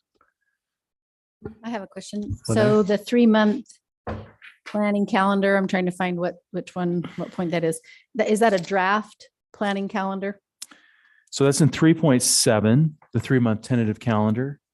So, yeah. Do we need so to it call was- that a draft calendar? Yeah, it would essentially be a draft calendar. That's right. Do we need to use that word in there? No, I don't think so. But if you want to, we can. That just gives us flexibility in it, right? Yeah, I mean, it's a tentative calendar. That's what we're calling it. So kind of by definition, it is a draft. I would prefer the word draft if we could have that. in Okay. there. Yeah, if you want, we can call it a tentative draft calendar. Okay. Or a draft. Gotta have that attorney word, the tentative, and I like it. You're good. Thanks, Steve. Yeah. Knock it off, Tom.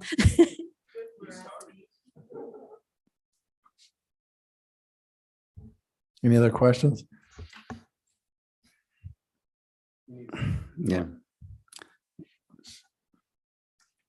Okay, I think everybody's good. If somebody'd like to make a motion. I'll make a motion that the city council by resolution amending the city council meeting policies and procedures I'll second that.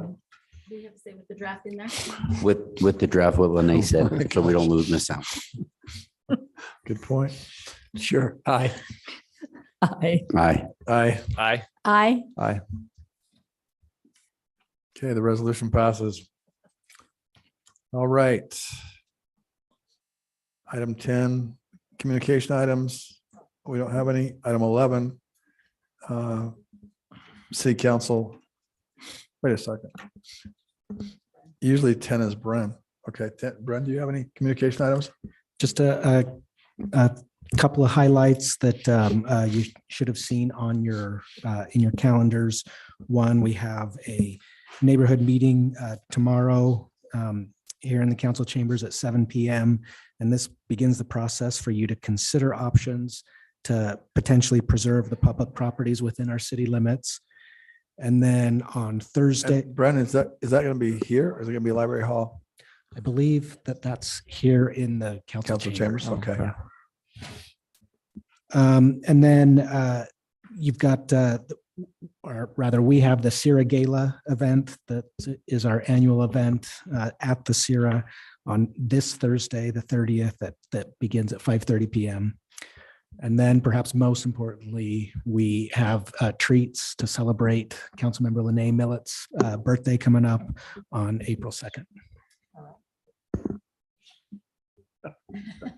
Okay, is that everything? And that's all I have. Okay, thank you. All right. Do you need a motion to adjourn to the? Yes, we need a motion to adjourn to a closed I session. move that we adjourn to a closed session, Mayor, to discuss the pending or reasonable intimate litigation, the character of a professional competence of an individual, or the purchase or lease of real property to room 107. room 107. Second. Second. Oh, Aye. aye. Aye. Aye. Aye. Aye. Aye. We'll adjourn to the closed session. Thank you for coming.